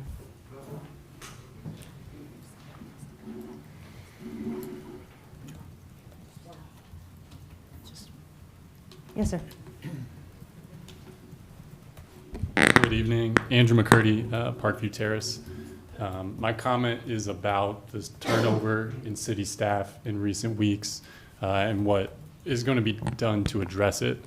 My understanding is that over the past 40 years, Summit has had something like 4 city administrators, which is pretty amazing, actually. And so last council meeting, when Mr. Interim Administrator Tucci took the dais, there was no real discussion about what was going on. And from what I can tell, there's never been any real significant explanation of why Administrator Rogers is no longer up on the dais.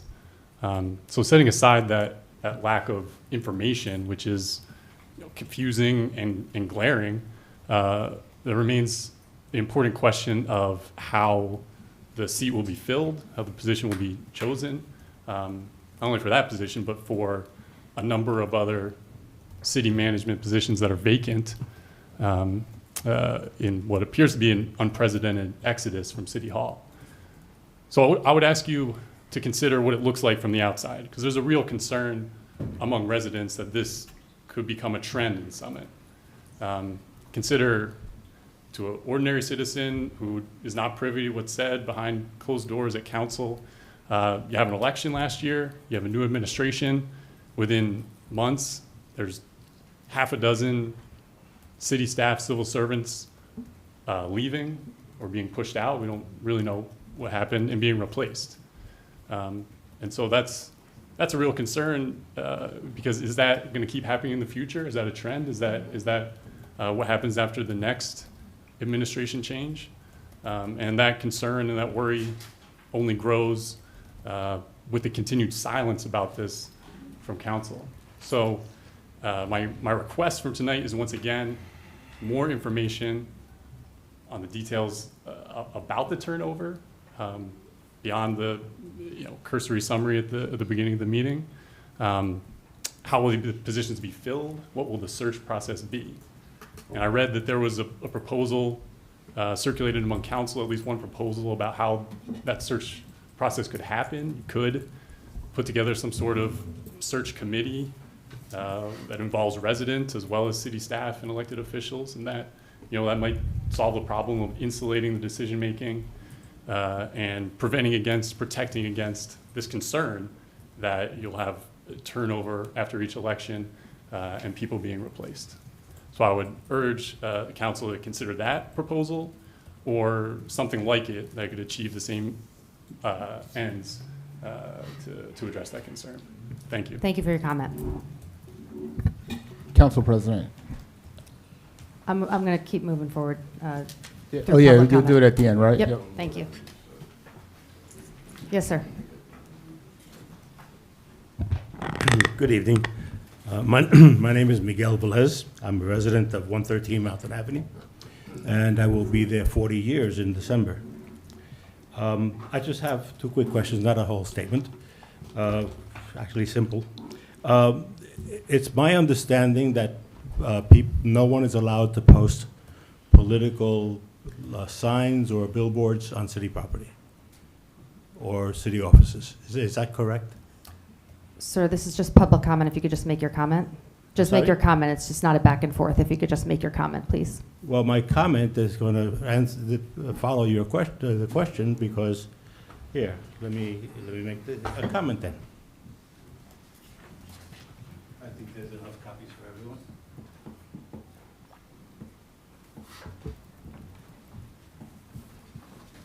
Do you want us-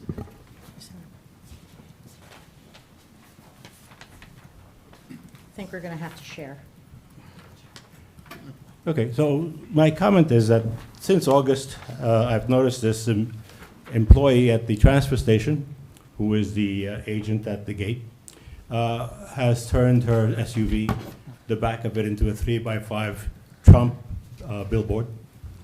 And she strategically parks it every day at the entrance so that the back is facing the place where people have to drive, so it becomes a very visible sign for the people who go to the transfer station or the flea market. Now, she has a right to put that on the back of her vehicle. I don't know what the vehicle laws are, but the way she parks it is for maximum exposure of the Trump sign. If she just parked it the way a normal person would park it, facing the other way, it wouldn't be a problem. It wouldn't be visible.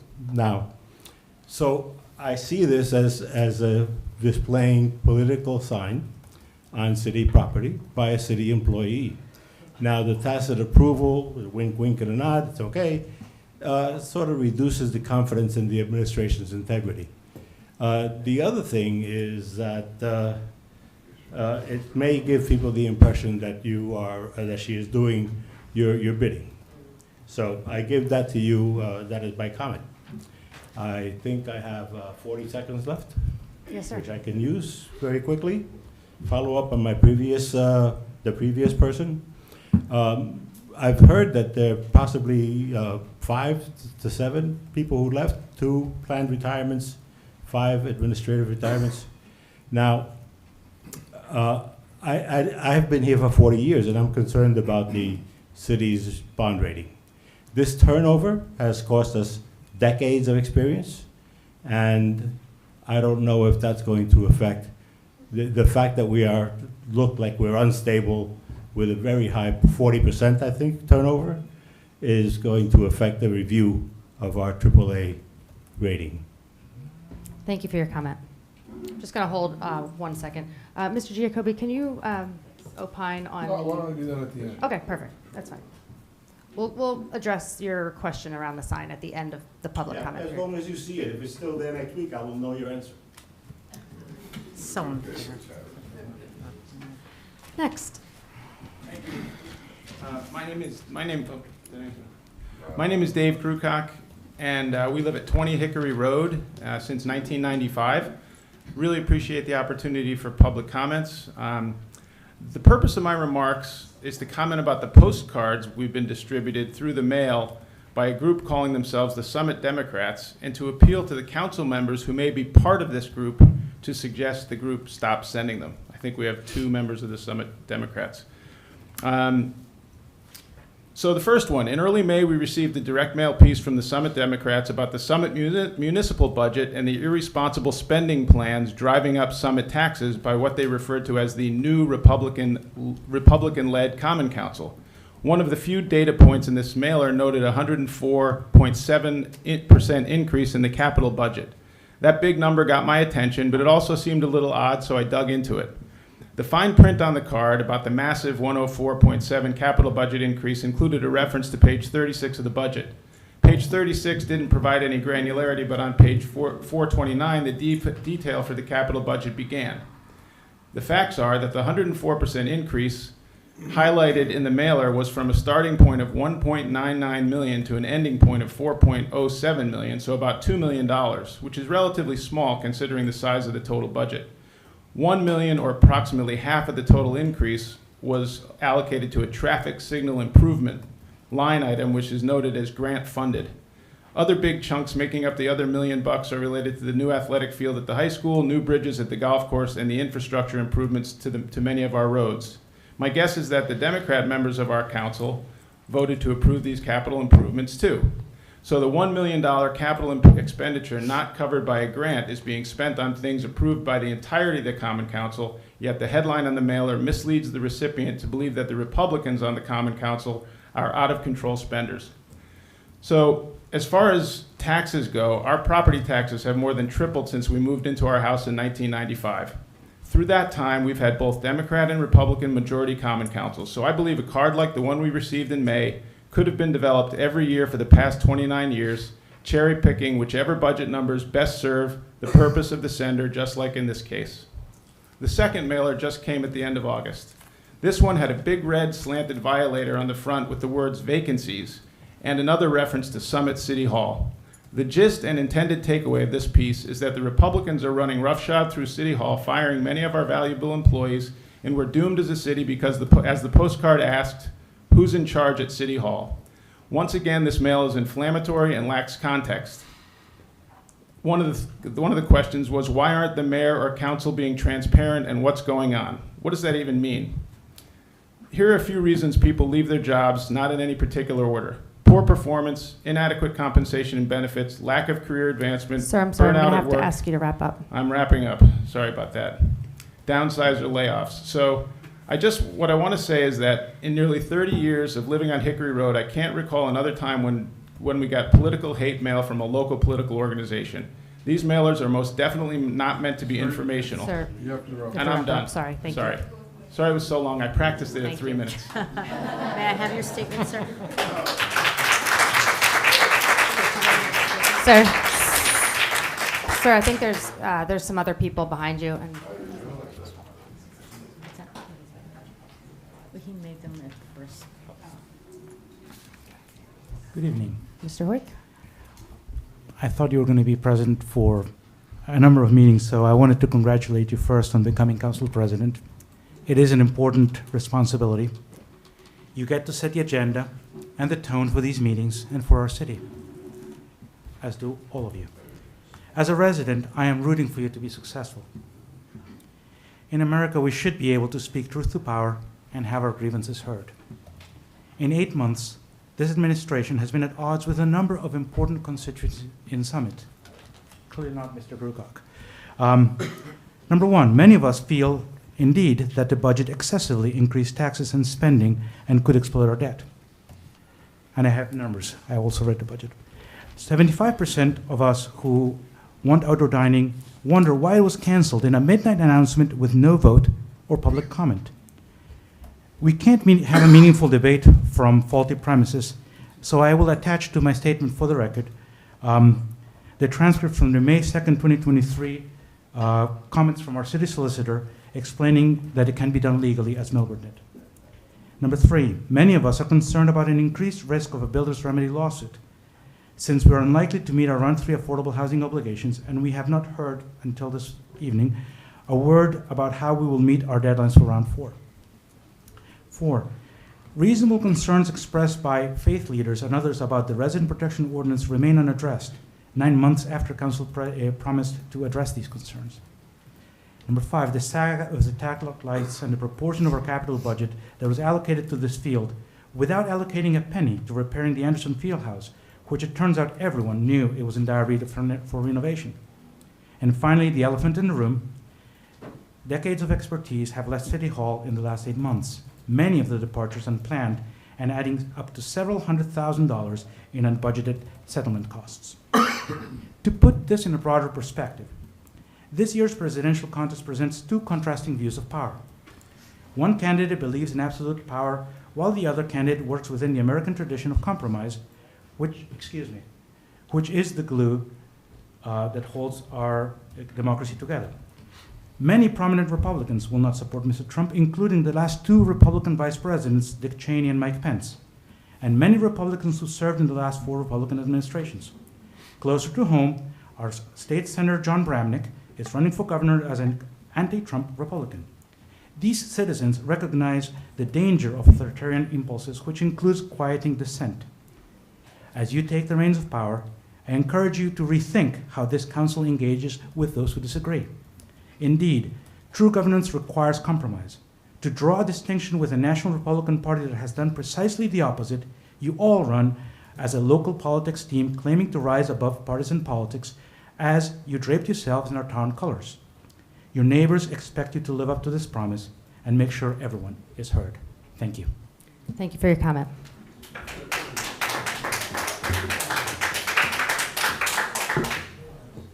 For those of you who don't know, my little guy and Diego's little guy are the best of buddies, so we'll have to talk about our kids, right? That's what happens in a small town. There That's you go. why we have to be neighborly. Absolutely. Thank you for your comment.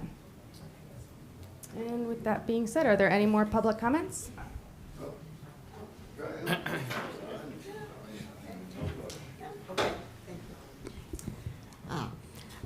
Claire Toth, T-O-T-H, at 11 Sunset Drive.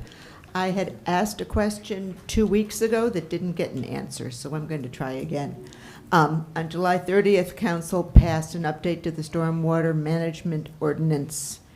There was no explanation of the ordinance, there was no discussion of it, and I would like to know in layperson's terms what was in the ordinance, what changed, and hopefully why it's better than what was there before. Thank you. Thank you for your comment.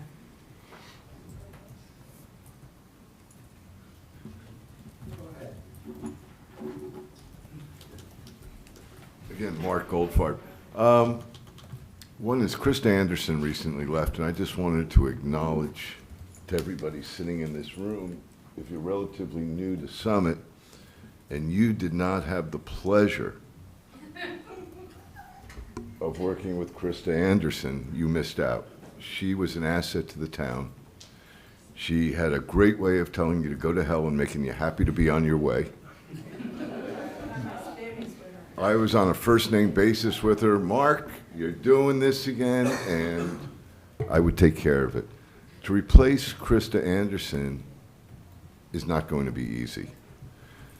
And I want to give a lot of credit to this council as well, which is a relatively new council. This is a big turnover of more people than we've had on the council at one time in a long time. And I've been here over 30 years.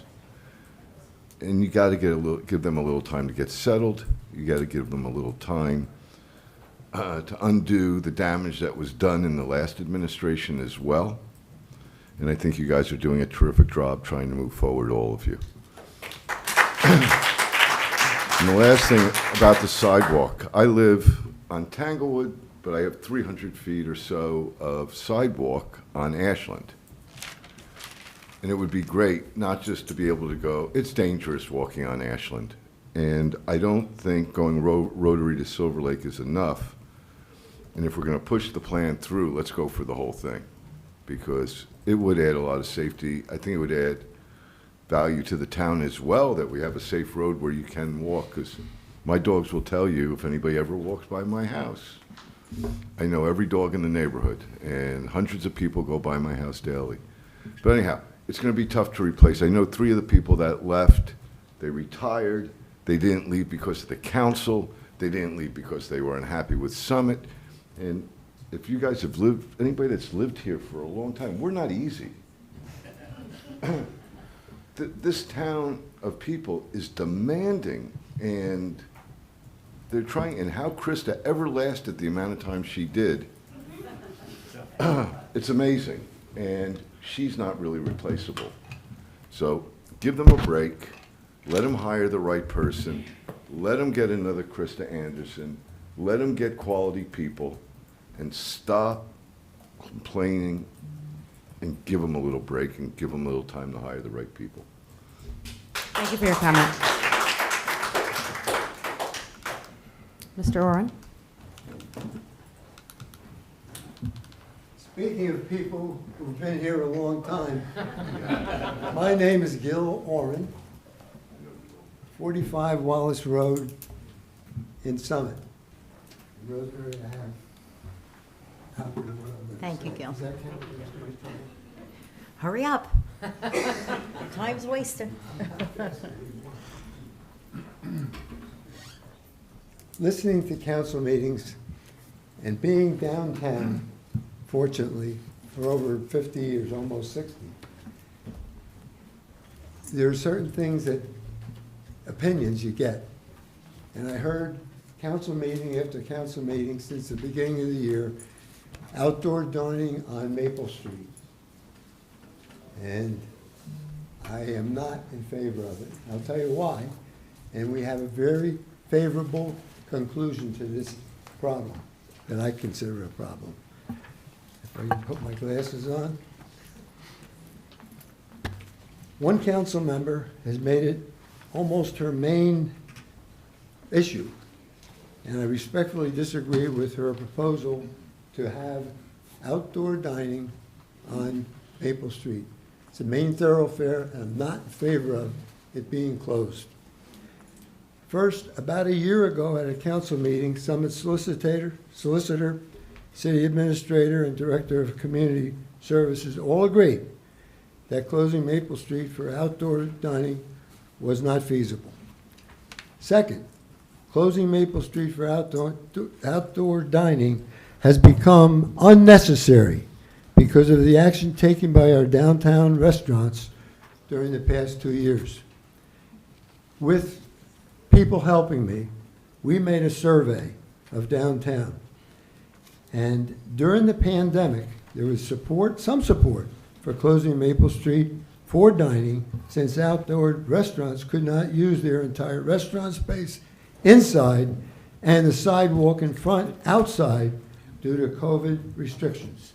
Those restrictions were listed more than 2 years ago, and the restaurants have had full use of the restaurant space and the portion of sidewalks in front. How many restaurants do you think have taken advantage of outdoor dining downtown?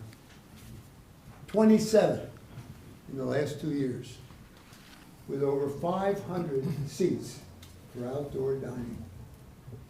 I think the restaurants have done a great job, and anybody that wants to dine outdoors has 27 opportunities. As a result, Maple Street is one of our 2 main arteries, the other being Summit Avenue. To and from downtown Summit should remain open for cars and truck traffic.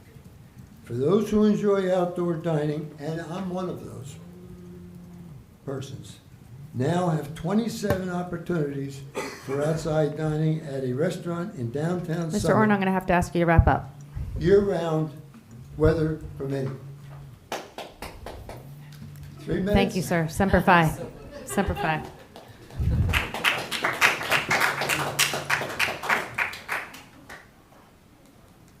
Public comments? Mr. Jaxel? Hi, Daniel Jaxel, 28 Morris Avenue. I just want to reinforce what Gil has said, because this Maple Street keeps coming up, and the businesses have moved on. COVID is over. They've put tables and chairs out. He says it's over 500 tables and chairs. So I don't understand why this keeps, last week it was brought up. Well, maybe it's schools out, tables out, why don't we do it seasonally, but we can't define a season? We're beating ourselves up, and the businesses have moved on. They know what to do. If we want Destination Summit, we have it. We have restaurants that are taking advantage of it with seating, with a lot that we can. SDI, I remember when they were talking about their budget, they said, well, we put some money in case we have to put tables on Maple Street. No, you don't. What you got to do is promote what you have in the present. You know, it's been how many years since COVID, and the businesses are doing it, I think is what Gil is saying. So there's no need to just constantly convolute as to how exactly we're going to make this work. We have the tables and the chairs are safe and they're legal. And there's a lot that Summit could do to advertise what's going on now. We don't have to do it. We just constantly keep coming back to Maple Street, and it just doesn't make any sense to me. So. Thank you for your comment. Any more public comments? Hi, Dory Gagnon, 27 Bedford Road. So I have to say, and I want to ask a question. Mr. Vartan, you're in charge of the Summit Democratic Party, correct? You're also a council member, correct? And Mr. Grukak is correct that he did get 2 mailers from the Summit Democratic Party. I also got them too. So I get them. And I'm like, now that you're in charge of the Democratic Party, you also have an oath as a council member that you should help all the citizens, 22,000 residents, I think there are, here in the city of Summit. But, you know, I read your council page, and here you are calling all members to come out to council meetings because you're upset with so many different things, public comment, new council members, park line, that's one. And then you post it on your SMDC page. Come out, uproar, right? Now Trump did that, right? And it was march the Capitol people, and it was a big uproar. It's the same thing you're doing. You're like calling all of Summit to come here and attack council chambers because you're upset. And you think it's funny. It's not funny. We're trying to calm down the city here. And you're causing all of this uproar. For what? Nobody understands it. I don't find it funny. I don't think anybody here finds it funny. Michael Rogers said he closed Maple Street illegally. If that was corporate America, he would have been fired. But he was still here. Broad Street West, $17 million firehouse there with, how are we paying for it now? So we have all of these unknowns, and everyone's scratching their head saying, why is everyone leaving? I don't know. Let's think about it. Oh, the budget went, we have, our taxes are going up. How are we paying for it? I mean, what's unknown? And then you're saying, come to council and ask all these questions, and what? I mean, what are you doing? You can't be in charge of one thing, sit up here and try to represent 22,000 people, and then vote no for Tara and her property that you messed up. You have to do the right thing once in a while. Just think about it before you send it out, or have somebody take over one or the other, or resign like Lisa did. Think about it. Thank you for your comment.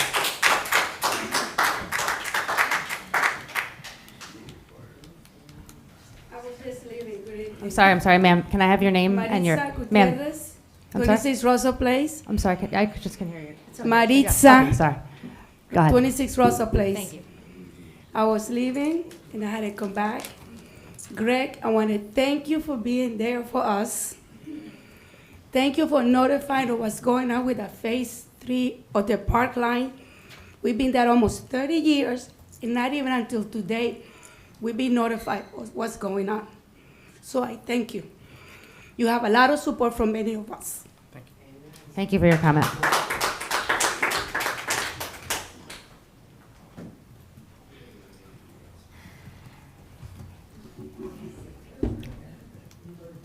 Tracy Keegan, 15 Sweetbriar Road.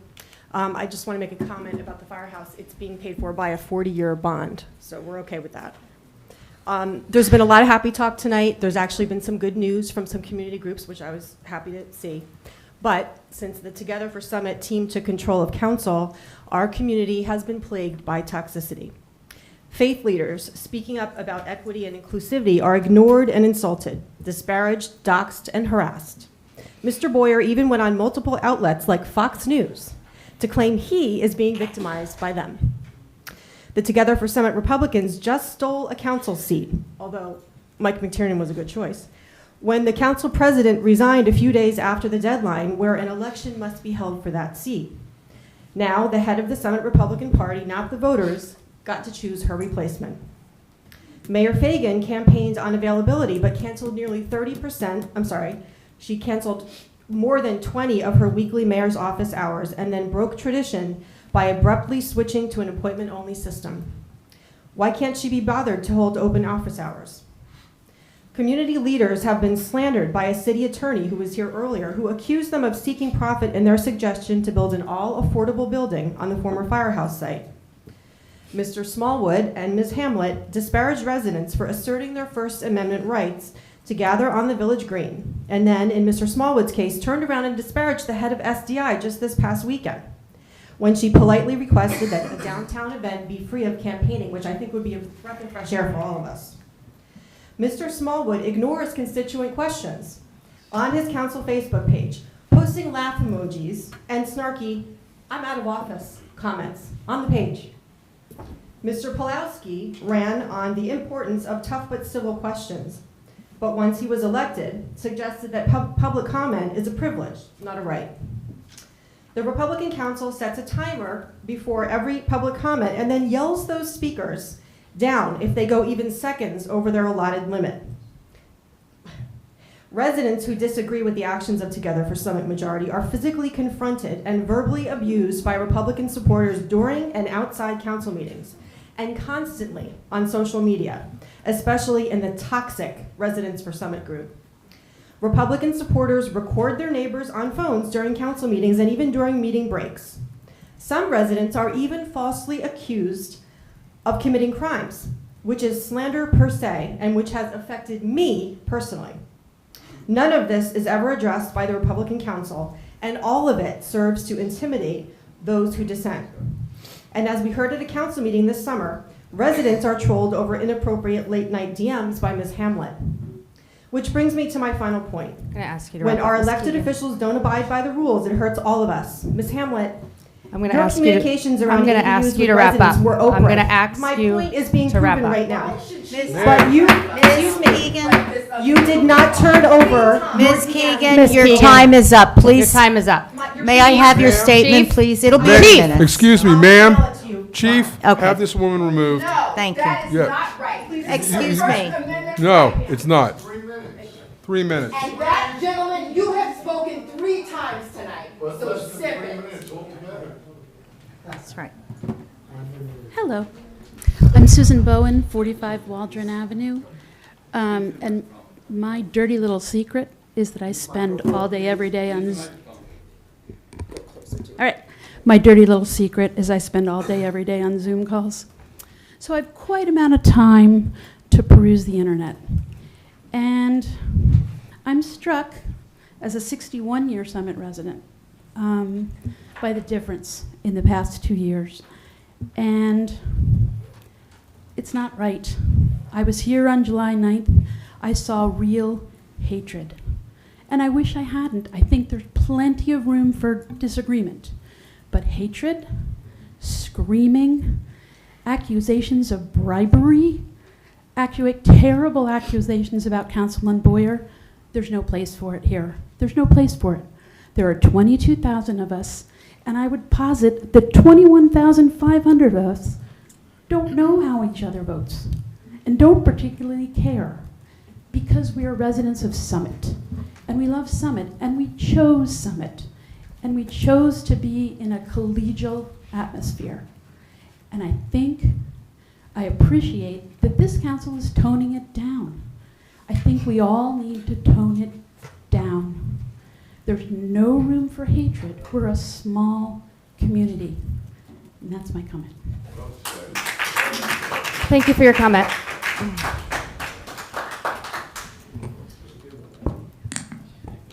Monique Taylor, 167 Passaic Avenue. Don't worry, I won't be long. Instead of being agents of change, the Republican Majority Council are agents of chaos and division, voting barely a month in office to implement the Resident Protection Ordinance, the language of which is deeply problematic and dangerous, especially to folks of color, and 6 months later, voting to sell property that could be used to satisfy our affordable housing obligations while lying to residents of Weaver, Glenwood, and Vito Gallo about plans to rehab their buildings. Posting on Facebook, let's take care of home base first. So where are your plans?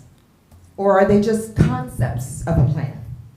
And what happened to I'm for 100% affordable housing declarations from Pulowski and Boyer at the candidate forum last fall? It's as if you can't rehabilitate current housing options and build more affordable housing. No, Republican council members would rather spend their time disparaging, maligning, and intimidating residents, volunteers, clergy, and community leaders, and sicking your online trolls like Kevin McGoey, Rich Ford, and Dory Gagnon, and others to surveil, threaten, harass, and defame. One even mentioning in a Facebook post to me that he had guns at his home. I didn't ask, so why would you offer that information? And another wanting to weaponize the police, Mr. Jacoby, those people who are merely exercising their First Amendment rights at council meetings. You shouldn't be calling Chief Zagorski to remove anyone.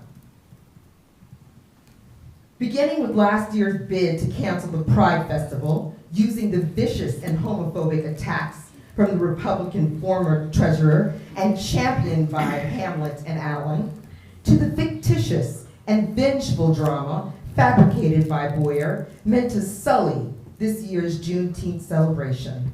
I've been made aware of a similar attempt by Boyer during the MLK event last January. The difference being in that case that the resident was a white senior who told Boyer that there are no speeches given at this annual celebration. So I wonder why there was no rant then, no crying to your supporters about how you were discriminated against. My guess is that you wouldn't get much sympathy from white women who think you're a good guy.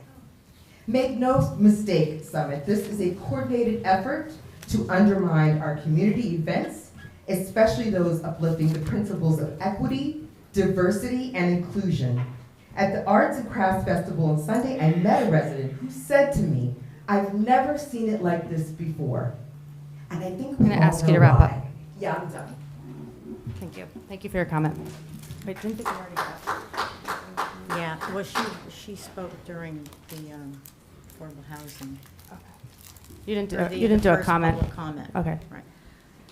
Vicki Letterman, Clark Street. I'd like to welcome our new city administrator.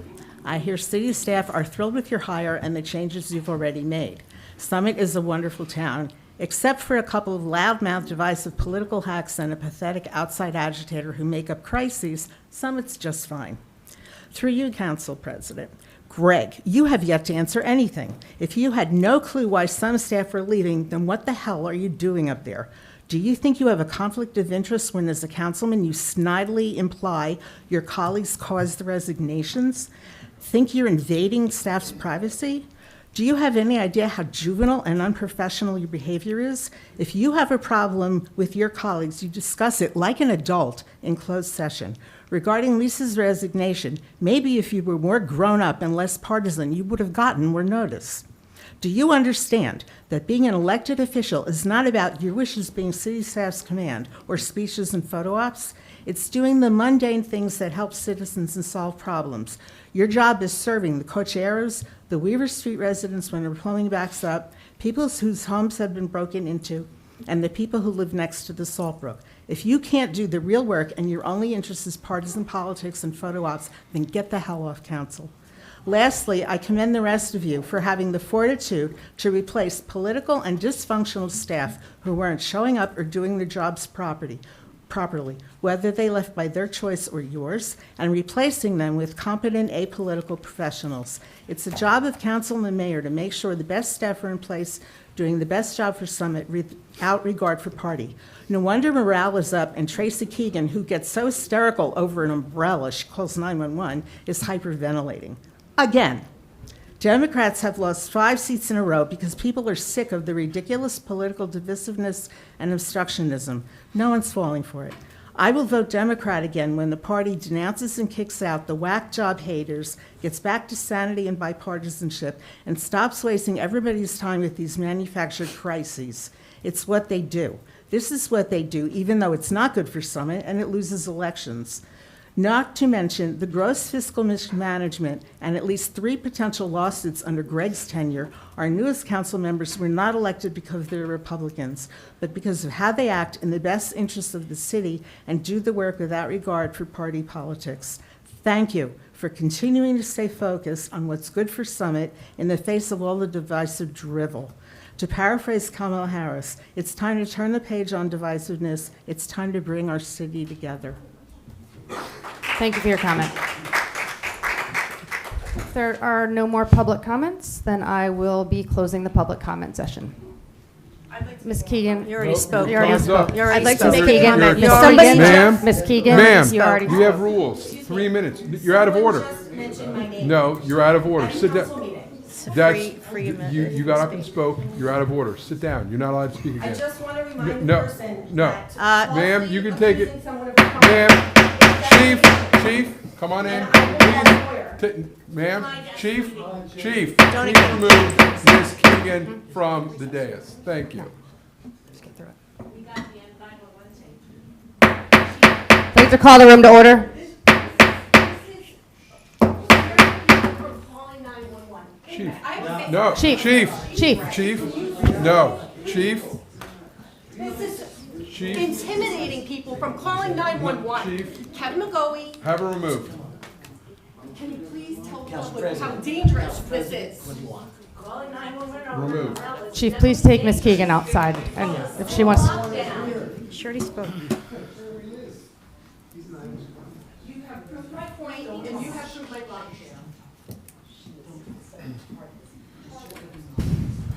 Okay, I'm going to close the public comment period. I'm just going to ask that everybody just, Guys, we're in a meeting. Thank you. I'm going to close the public comment period, and I'm going to try to address as many questions as I can with our professionals. Okay.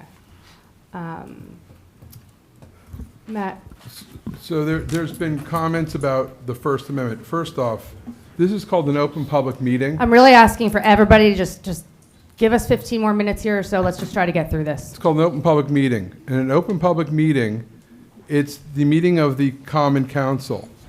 Public meetings have a public comment session, and the law is very, very clear. The law is clear that you can control and mandate how long you let people speak for. We have rules. They've been rules for as long as I've been here where they have time limits on speakers. You don't have a right to continually address. It's public comment. Again, you're here to watch the council do business, and you can make comments. This council, and I've said it before, this council affords people multiple comments on agenda items, not on agenda items, on items, resolutions that were discussed in closed session. People have multiple times to speak about business. There was a comment about, and I wouldn't call it, it was a billboard. It's not a billboard. Somebody has decals in the back of their car. We live in this country. It's called America. There's a First Amendment right. We do not have the right to tell somebody to take decals off the back of their car that others find objectionable. Sometimes the First Amendment allows objectionable speech. This isn't objectionable speech, this is political speech.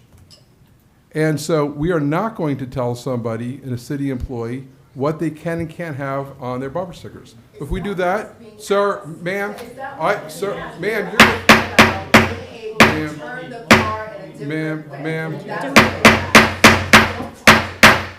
Chief, if this woman, Chief, if this woman does it again, she's gonna have to leave.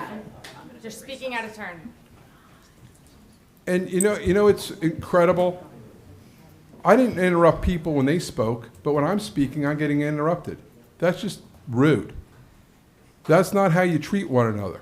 It's unbelievable that people just think they can speak over everyone. People should have some civility in this room and just civility to one another and not interrupt. The last couple meetings ago, I was told to shut up. That was me. Well, there you go again. You should learn some civility, ma'am. You should as well. And so the First Amendment, if people have bumper stickers or decals on their car, we are not advising them that they have to take them off. That would subject the city to First Amendment litigation. I'm actually defending a school district where the superintendent did just that. He told an employee to remove a sign that was in the back window of his car. It's pending in Passaic County right now. I'm defending it because that was a violation of the First Amendment. We're not going to do that. We live in America. There's speech that could be objectionable. Guess what? You have to deal with it. That's America. I don't know if there's any other questions that you had for me. I think that was it. Did you want to discuss any of the city personnel questions? Oh, well, first off, we don't discuss reasons why folks decide to leave the city. People leave, some gentleman said it perfectly, people leave for all different reasons. No one, people, 70%, that's all nonsense.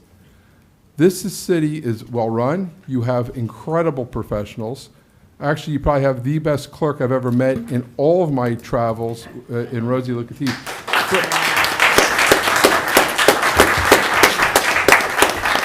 I mean, frankly, you could probably fire half the city staff and just let Rosie run it, and it would be perfect. By the way, she brought in some really good figs that she grew too, so she's also good. But you have incredible city staff. You have a CFO who is incredible engineering group led by Aaron.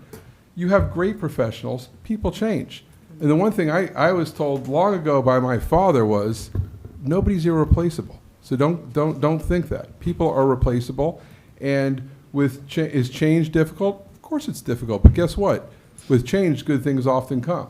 So you have a very seasoned interim manager here, Tom Tucci, who was the manager for Cedar Grove for decades and retired. He's also the chairman of the Passaic Valley Sewage Commission, which is the biggest sewage plant east of the Mississippi. He runs the biggest sewage plant east of the Mississippi. And so this city is very fortunate to have somebody serving as an interim administrator for the next several months while we look for a city administrator. But at the end of the day, people have the right to leave. People are, we live in America. Nobody is forced to stay at certain employees. People make decisions to depart, and we treated each and every one of them with kindness and dignity. And frankly, all this rhetoric is not treating them with kindness and dignity. Each one of these people served the city very, very well and did a lot of great things. and we should thank them for their service and let them go find whatever journey they want to go on. That's their decision, not anyone on this council, and no one can force them to stay. So I hope that people understand that when we enforce the 3-minute rule, we treat everybody the same. You speak for 3 minutes. You don't get a yell from the audience. You don't get to disrupt people.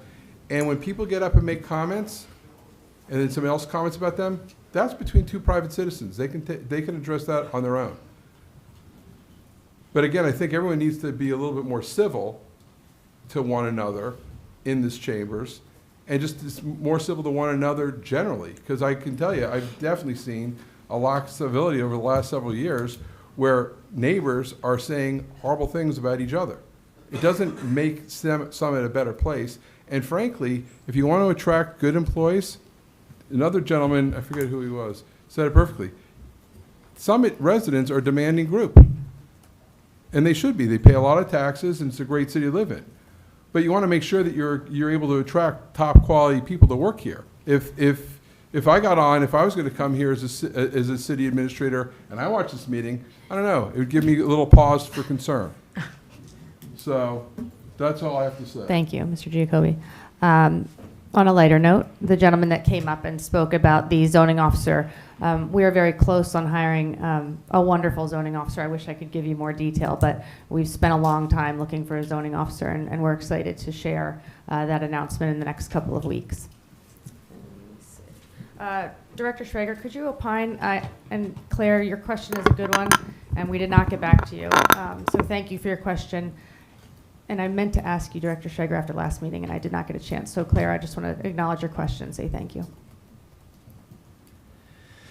Yes, through you, Council President. The original major changes to the stormwater ordinance took place in March of 2021. That is when the ordinance was revamped significantly, primarily impacting what's classified as major development, which is defined by NJDEP.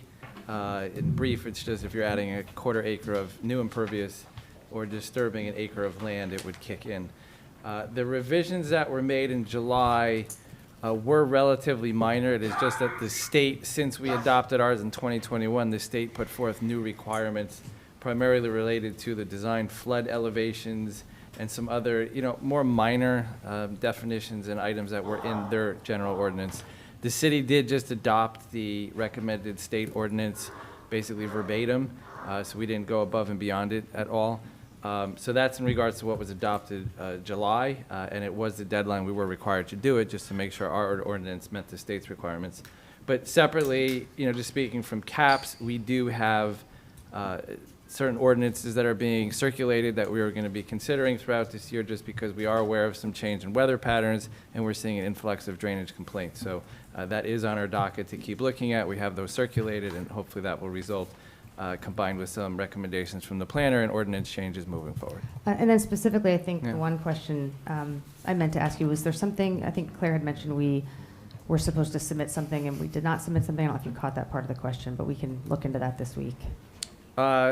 Yeah, I can reach out to Claire directly just to find out, but if it was, this ordinance did have to go to the county and the state that we did adopt it within the time we were supposed to. Yes, truth be told, we were 7 days late, but that's fine just because it's the way our meeting fell. Okay, thank you. Appreciate it. Appreciate you hanging in there with us tonight. Yes. So at this point, if any council members have any comments, yes, I would welcome them. I just wanted to, and hopefully our city treasurer could help answer this question. I believe one of the only things that would potentially, it wouldn't necessarily be departures of our city staff, but that would affect our bond rating, but it's more of our, I believe we have a 99% collection rate on our taxes. That would affect our bond rating. Is that correct? So through you, Council President, partially, yes. I just had 3 rating calls. Summit has always engaged since I've arrived here in getting a rating by all 3 credit rating agencies. So having just sold bonds for the school, because we're a type 1 school district, the city issues debt on behalf of the school. The school pays for it, but I issue it for them. So I engaged in those rating calls with Moody's, Fitch, and Standard & Poor's in August. They did all three reaffirm our AAA rating. It has been that way since before I got here and has remained that way. They do have a plethora of things they look at. When you go on these calls, you're on for anywhere from a half hour to an hour or more. They go through a series of questions, even like weather resiliency, and it's a whole array. I don't know how much, what the ratio is. They don't define that for you or disclose how much different things take into account. They do ask you about your debt policies. They do ask you about your management practices and your employment. They do ask you about litigation. They do ask you, it runs the gamut, and they all kind of ask similar questions with a little different caveats here and there. But I don't see, as long as the city maintains the way that we're going and the way that we handle debt and the fiscal responsibility that we have, I don't see an issue with a change as long as we have people coming into positions. We do have an interim administrator, as mentioned, that has experience. We still have a lot of staff members here that do have experience. I don't see that affecting our bond rating in a negative way at this point. Okay, thank you. And I just want to mention also Mr. Oren's comments regarding the number of restaurants. I forgot to write down the number of restaurants. I believe you said 27. But I do know there's only 3 restaurants in town that do not offer outdoor dining. And that's Fiorino's and Ani, I'm going to crush the name, Ani Ramen Noodles are, I believe, the only 3 restaurants that do not have outdoor dining, at least that I counted. Most of the other restaurants do offer some outdoor dining, and I know that the reason why Fiorino's and Finn is because our sidewalks are not large enough for them to put tables out there. All of the other restaurants, from our diners to our fine dining, do offer outdoor dining. So I just want to mention that as well. Thank you. Are there any other council member comments or updates from your committee? Well, yeah, but I'll go last. You want to?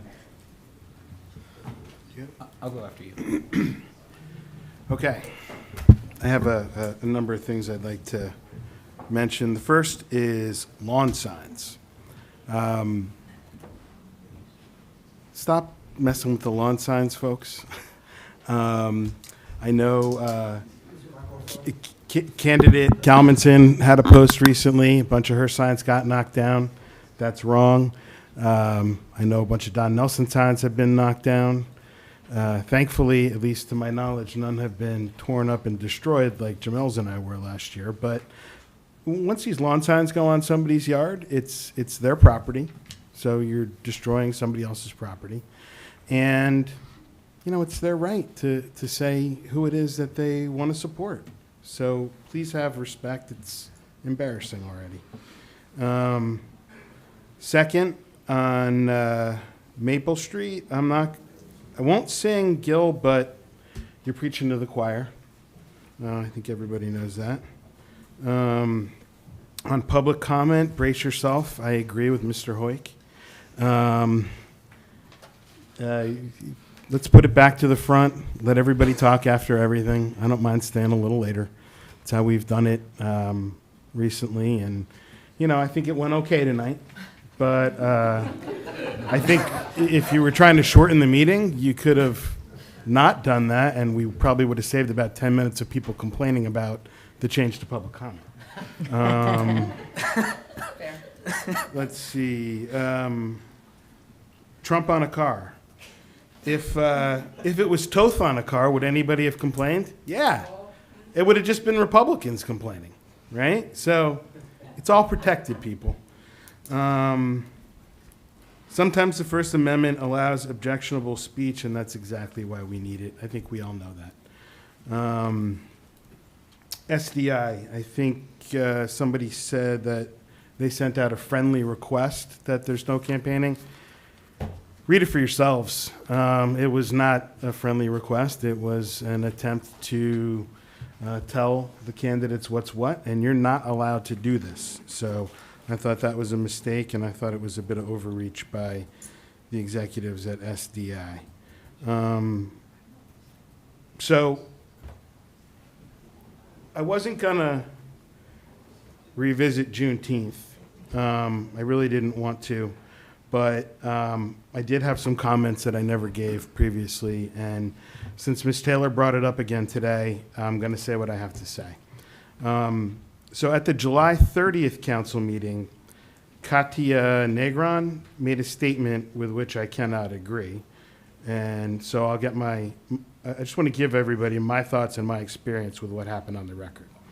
Ms. Negron said she was speaking on behalf of the Summit Anti-Racism Committee of the Interfaith Council and would like to enter into the record the following statement. The Anti-Racism Committee and the Summit Interfaith Council were not involved in the planning of the Summit Juneteenth event. All statements claiming either organization was involved are mistaken and incorrect. So for the record, by email dated May 3rd, Monique Taylor informed the city that, quote, the Anti-Racism Committee and Beth Hatikava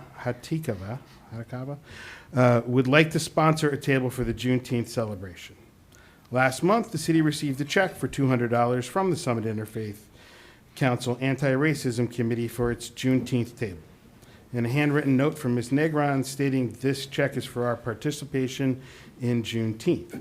So perhaps there's a semantical difference between planning and participating, but I thought the public would be interested in these facts, along with the fact that several members of the Anti-Racism Committee were on the Juneteenth Planning Committee, regardless of whether they participated in any official Anti-Racism Committee capacity.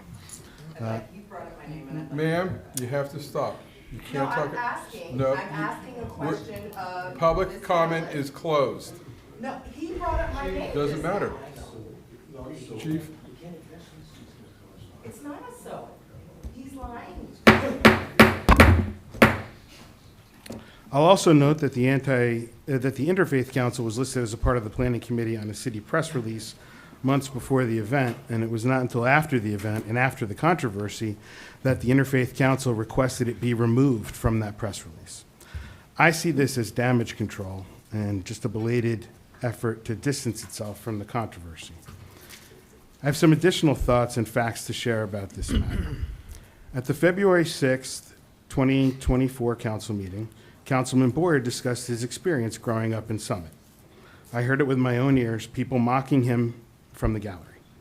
I am black, we can agree on that, Councilman Boyer asked. That's debatable, Ms. Taylor shouted from the gallery. Reverend Rod Williams wiggled his hand as if to say, sort of. I was there, I heard it, I saw it, many of you did too. The public can decide for itself what to make of it. Unfortunately, though, this was a continuation of treatment Councilman Boyer experienced on social media during our campaigns. Leading up to Juneteenth, I and at least some other council members believed Councilman Boyer was speaking at the event. We were looking forward to it, as I know Councilman Boyer was. Folks at the Department of Community Programs confirmed it back in February, and they are certain that they told the rest of the Juneteenth Planning Committee. But what if there was a miscommunication? What if they just plain didn't tell the other committee members? Councilman Boyer is the first black councilman in Summit. Why wouldn't the Juneteenth Planning Committee have him on the list of speakers to begin with?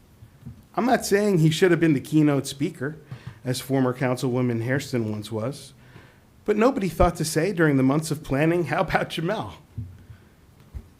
That it crossed nobody's mind is untenable to me, and it leads me to believe certain people wanted to exclude him. When it did become clear that Councilman Boyer wanted to speak and that the city wanted him to speak, the Planning Committee initially refused. Why? I heard talk at the July 9th meeting about how the event was timed to the second. But anyone who attended the Juneteenth event knows that wasn't the case. So why? When the city made it very clear that Councilman Boyer would speak at the event over their objection, the Planning Committee offered a compromise to allot 45 seconds to each of 7 council members. Seems to me that this was a measure designed to limit Councilman Boyer. If he's going to speak, let's make it as short as possible. But let's take the Planning Committee members who spoke on July 9th at their word and assume there was a timing issue. The committee allotted 5 minutes and 25 seconds to the 7 council members. As Councilwoman Allen took the mayor's slot, there's an extra 45 seconds. I, Councilwoman Hamlet, and Councilwoman Smallwood offered our time to Councilman Boyer. Let's call it another 90 seconds because Councilman Smallwood did ultimately speak. Andy Miniger was on vacation. There's another 45 seconds. So since timing really wasn't an issue, why not give Summit's first black councilman a few extra minutes of time? Ms. Taylor suggested on July 9th that the committee didn't want it to be too partisan. I don't even know what that's supposed to mean, but the solution apparently was to invite 5 Republicans and 2 Democrats to speak instead of simply giving Councilman Boyer a slot. At the Juneteenth celebration I witnessed, Ms. Taylor's eyes glued to her watch as Councilman Boyer spoke. There are photos of it online. Don't take my word for it. Go see for yourself. Ms. Taylor, after consulting with Reverend Williams, interrupting Councilman Boyer to tell him to wrap it up. Reverend Rod Williams attempting to clap Councilman Boyer off the stage. Why? At the July 9th, 2024 council meeting, we witnessed, in my opinion, much disdain for Councilman Boyer. Anyone who didn't see it can watch it on YouTube and decide for themselves. Ms. Taylor spoke about what she characterized as Councilman Boyer's, quote, claim they don't consider me black, and waved her hand up and down towards him, shouting, "It's obvious." We don't need to relive it all here today, but I will note that when Councilman Boyer finally had the opportunity to speak that night, former Councilwoman Harrison stood up and led a bunch of people from the gallery, turning their backs on him and walking out before he can finish. Of course, that's their absolute right. But when I put all this together, I come to the inescapable conclusion that some members of the Juneteenth Committee, in particular the most vocal members of the Interfaith Council's Anti-Racism Committee, just don't like Jamel. Why? Because he's a black American who has a different political philosophy? Because he disagrees with them on certain issues? Take my comments however you will, just think for yourself. Thank you. Are there any other council member comments? Mr. Barkan. Thank you, Council President. I'm going to work backwards through the public comments and just try to keep it brief. So, in response to Ms. Letterman, people should just never be discouraged from calling 911. That's where we'll keep that. All right. In response to Dory, Ms. Gagnon, I have definitely heard better impressions of myself. Michael did not say the Maple Street was closed illegally, because it wasn't. What was made very clear was that the only thing missing from the process was a letter from Summit sent to the DOT explaining that we did this exactly the same way Milburn did it. So we'll go next to Mr. Oren, which is on the same topic. So Maple Street closure to vehicles made Summit a destination. There was a vibe, we felt it, we saw it, the dancing in the street. The businesses, however, have not moved on. SDI now has data. They have what's called Placer AI, which gathers aggregate cell phone data and visits of people to the downtown. And they are tremendously, tremendously lower than they were a couple of years ago when we had the closure of Maple Street. And it's not just on the closure of Maple Street. It measures the entirety of the downtown. It measures Beechwood. It measures Union Place. And it is clear from talking to business owners this year that this was not a great summer. And I think it is our responsibility to talk about the things that are different. And that's one of them that is different. All right, backing up a little bit further. I don't think I have anything here on this page. I agree with Diego and Bob. I think if we just went back to the way the comments were now at this point, we probably would have saved the time. But you know me, I like to get the business done first, and then we do the public comments at the end. But I do think we need to give our explanation of what's happening with the resolution, and then give the community the opportunity to ask us questions on it. I will also agree with everybody that's talked about the signs on cars.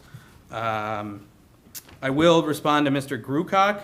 Actually, I did vote against the budget for the reasons I described at the time. That include I did not feel it was necessary to raise taxes to the maximum percent, and I thought we should have cut more on the capital budget. I will back up further. Mr. McCurdy, I do think we need to give the community an outline of how we are going to fill these positions. And then I'll wrap up my response to the public comments with the sort of theme that was in there, right, which is the partisanship, the desire, I think, by some that there should not be politics, there should not be partisan politics in our local races, and that local politics local government shouldn't have anything to do with state or national issues. And the unfortunate, I guess, for those folks' reality is just that that's not the case. The context of our government, the context of our political reality is that everybody here chooses to affiliate with a party. And everybody here has run and won affiliated with that party. So I'm proud to be a member of the Democratic Party and to support our nominee for president. I'm assuming the others here on the dais are also proud to be members of their party because of the partisan political activities in which they engage, including being members of the Republican committee, going to the Union County nominating convention, and going to fundraisers for state and national political figures.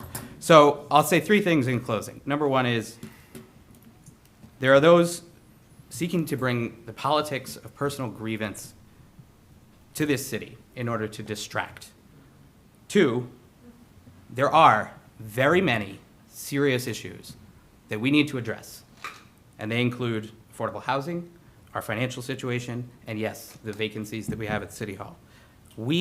My third thing is, we as a council need to address them for the people that we serve, and we need to do it in the context of a very heated political environment. So we have to figure that out, but I'll start by saying I'm incredibly thrilled to have my old friend, Mike McTiernan, back, and I look forward to raising a glass with you. So thank you. Thank you very much. Thank you, Greg. Kevin, I'm going to give it to Jamel, and then I'm going to be like 2 seconds.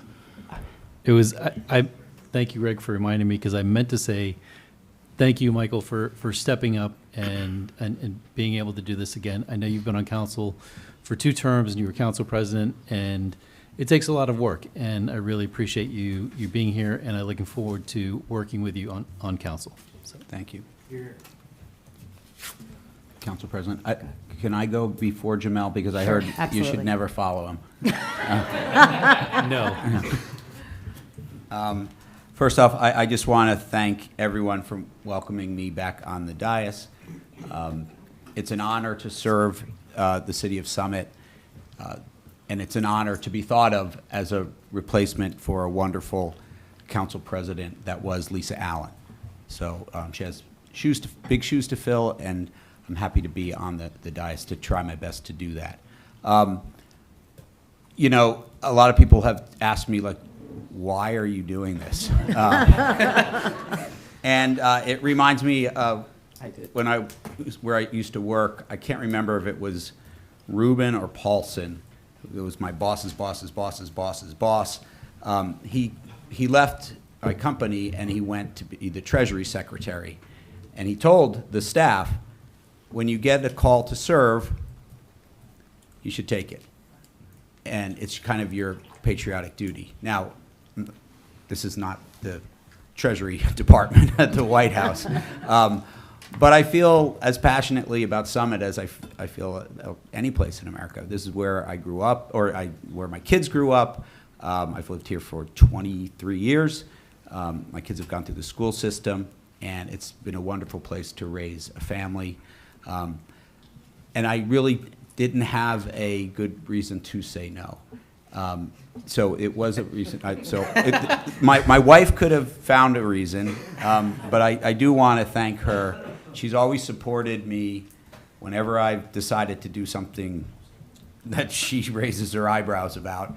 And she did this time too. She would have been the only person why I wouldn't be here if she told me I shouldn't do this for whatever reason, and she didn't. So I love her, I respect her, and I thank her for letting me do this. I will say, just being up here, kind of scratching my head a little bit, a lot's changed in a few years. The tone's changed in a few years. And sadly, I can't say it's for the better. I think, I get it. People have passions. They should be passionate about what they believe in, and they should be able to express it. I will say, though, how you express it sometimes can detract from what you are saying. You only remember how they said it, not what they said. And I don't go a lot on social media, so if people want to talk to me, they can send me a note, and I will have a phone call, or I'll have a coffee or a drink with you, like normal human beings used to do, rather than engaging over social media. What I just witnessed here tonight was this was like a Facebook page fight, but in person. It's embarrassing. It really kind of is. This shouldn't be how neighbors speak to neighbors. We all are in the same town. And I understand that, people have different political views. I completely agree with Councilman Vartan that people should express their political views.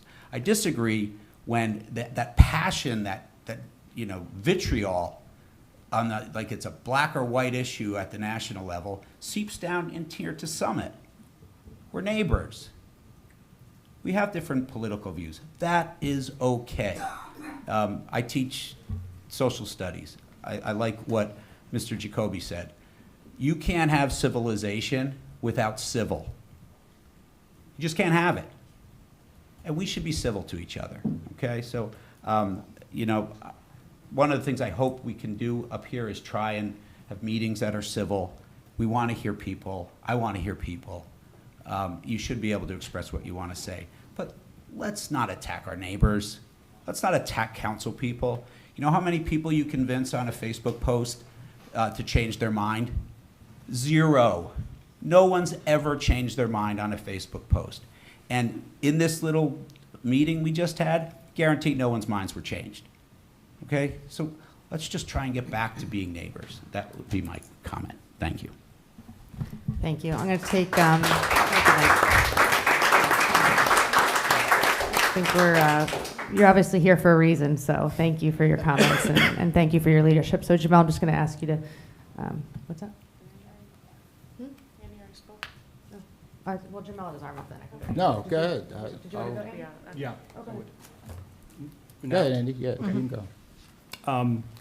So Greg just touched on this, and Mr. McTiernan, you actually just touched on this as well. And I'm going to talk about just one thing that I think is a little bit difficult to talk about, but I think it will actually hopefully change some minds. It is not political. Ms. Liederman, you and I know you remember this, you and I had a long conversation on the green several months ago while we looked together at the plans for the future of Maybe Playground. You remember this day. I had really never spoken with you before at any length and until then, and so it was actually the only way that I actually got to know you a little bit was that conversation. And to hear what you thought about stuff unrelated to politics, hear about the plans in the park, it was a good conversation. You said something to me that day that made an impact on me. I don't know if you remember this. You told me that at one time you felt unsafe. You remember saying that? No, I remember saying I was bad enough. I'm just going to ask, we can't have a back and forth Sorry, with the you're right. council. I'm I'm sorry. sorry. I'll trust that you remember some stuff, but I remember you saying to me that you had felt unsafe at times. And that you considered leaving, and I was taken aback by that. And I thought to myself, and I even said it to you, I did not know you that well. I was direct to you, and I said, don't leave. Don't leave. Because it hurt to hear that, and my immediate reaction as a Summit neighbor was to say, don't leave. That's not the right thing. When you feel unsafe, there are, of course, resources available to you, no matter what the problem is. And that is the beauty of living in the city like Summit, is that we're really, really fortunate. We have resources that other towns don't. We have a great police department. We have a great fire department. We have first aid squad, volunteers that really do go above and beyond saving lives. Tons of friends and family around you. You've all lived here for a very long time. Vicki, I don't know how long you've lived here, but I'm assuming you have family and friends here too. And really strangers who will reach out and help you without even thinking about it.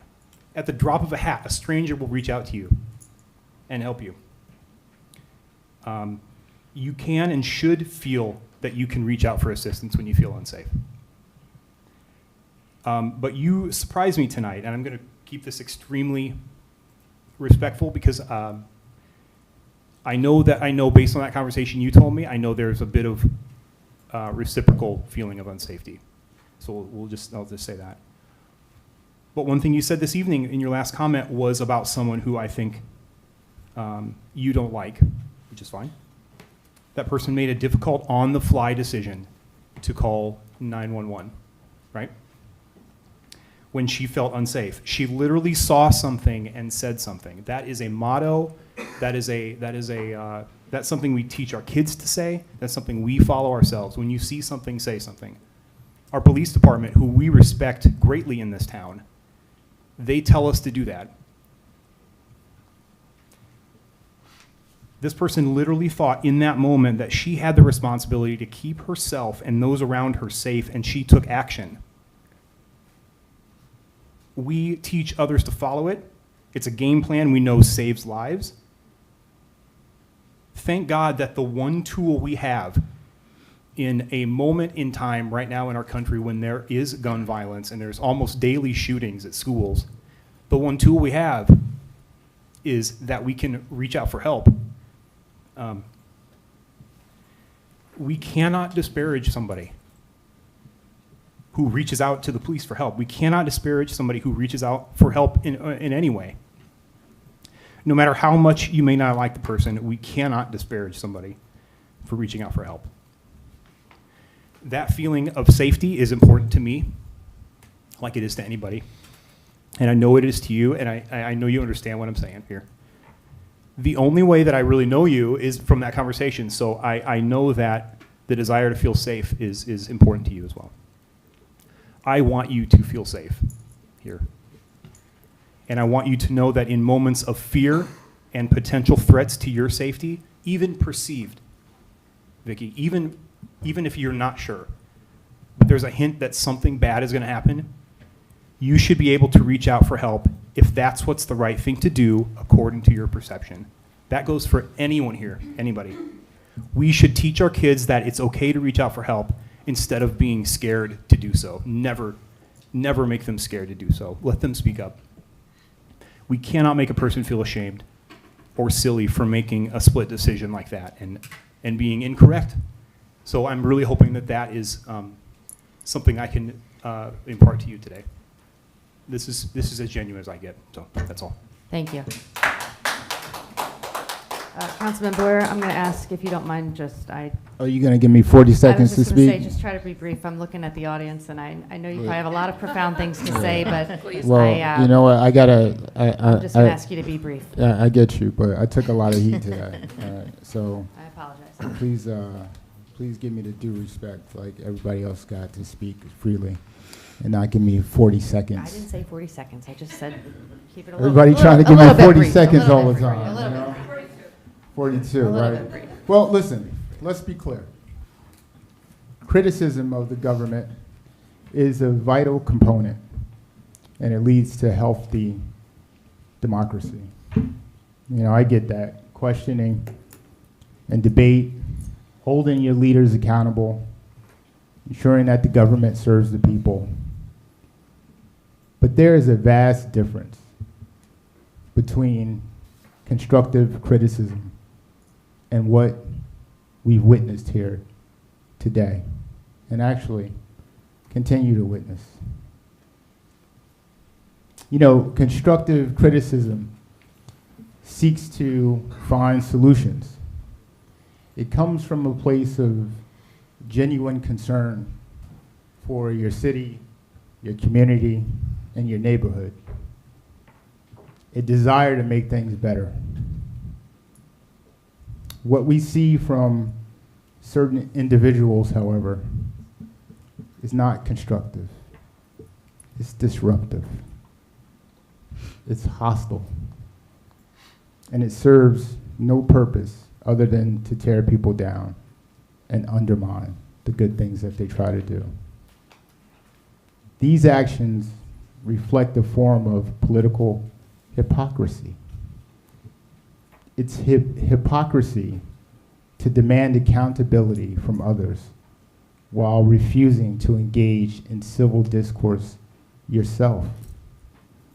It is hypocritical to claim to be fighting for the community while creating an environment of hostility and division. It is hypocritical to scream about transparency while spreading misinformation and refusing to participate in honest and open dialogue. We should never confuse volume with validity. The loudest voices are not always the most representative or most reasonable. We must remind ourselves that true leadership, true commitment to our community is not about shouting the loudest or tearing each other down. It's about listening, engaging, and working together to address the issues that we face. To those who attend these meetings and contribute positively, who raise concerns in respectful and thoughtful manner, I want to thank you. I appreciate that. Your involvement is invaluable, and it is through your efforts that we can continue to make progress. But to those of you who come only to disrupt and to hurl insults, I ask that you consider what you're really, truly contributing. If you are generally concerned about our community, then let's have a real conversation. Let's talk about solutions, not just problems, not just yelling and screaming at me, not just diatribe. My door is always open. I'll never hate any of you. I'll never respond to you on Facebook in a negative way. My mama always taught me to be a gentleman, and I'll continue to do that. And by the way, when people come up here and they say mean things at me, don't feel sorry for me. I got thick skin. I ran on the beaches in Seagirt. I'll be all right. All I want from this community is to see my passion, to see my love for everyone. And by the way, Diego, I was draped in maroon and gold my entire life. I love this community, and that's why I'm up here. So I just ask everybody, especially in this highly charged political climate, to be respectful of each other. And to be honest, it starts up here too as leaders, especially on social media. You know,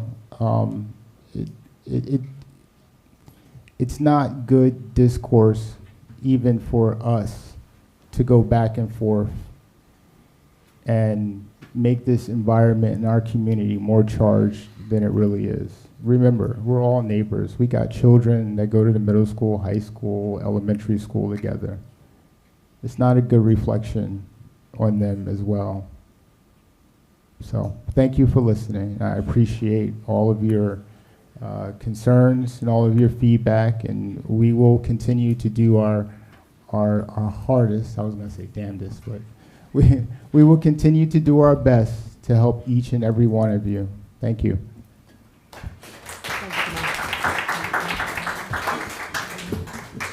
Well, thank you all for coming.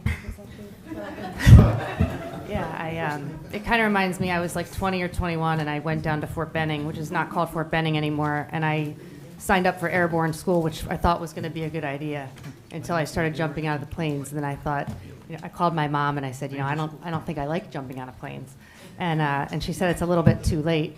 And the first thing I did was, when I got into the Army, is I made sure I did not get assigned to an airborne unit. So, but with that being said, I want everybody to remember what I said at the beginning of the meeting, which is at the next meeting, I'm going to ask for council president nominations. But thank you for bearing with us. You don't want to do the job anymore? I got through one. But as Mike said, and Jamel and Greg and Andy, the funny thing is, what everybody doesn't realize is we work pretty darn well in committee, all of us, Democrats and Republicans up here, and that's the truth. I worked well with Andy in parking. Greg and I had a couple battles this week, but we kissed and made up. We didn't kiss and make up, but we made up. We make up, and I think the important thing is we're all doing the best we can. We've got to try to come together as a community. And I had some really good conversations with people today this week that I never thought would happen, and we're actually making a lot of progress. So hang in there, and we'll see you next week. Can I get a motion to adjourn the meeting? I'd like to make a motion to adjourn. I'd like to make a Second. meeting is adjourned.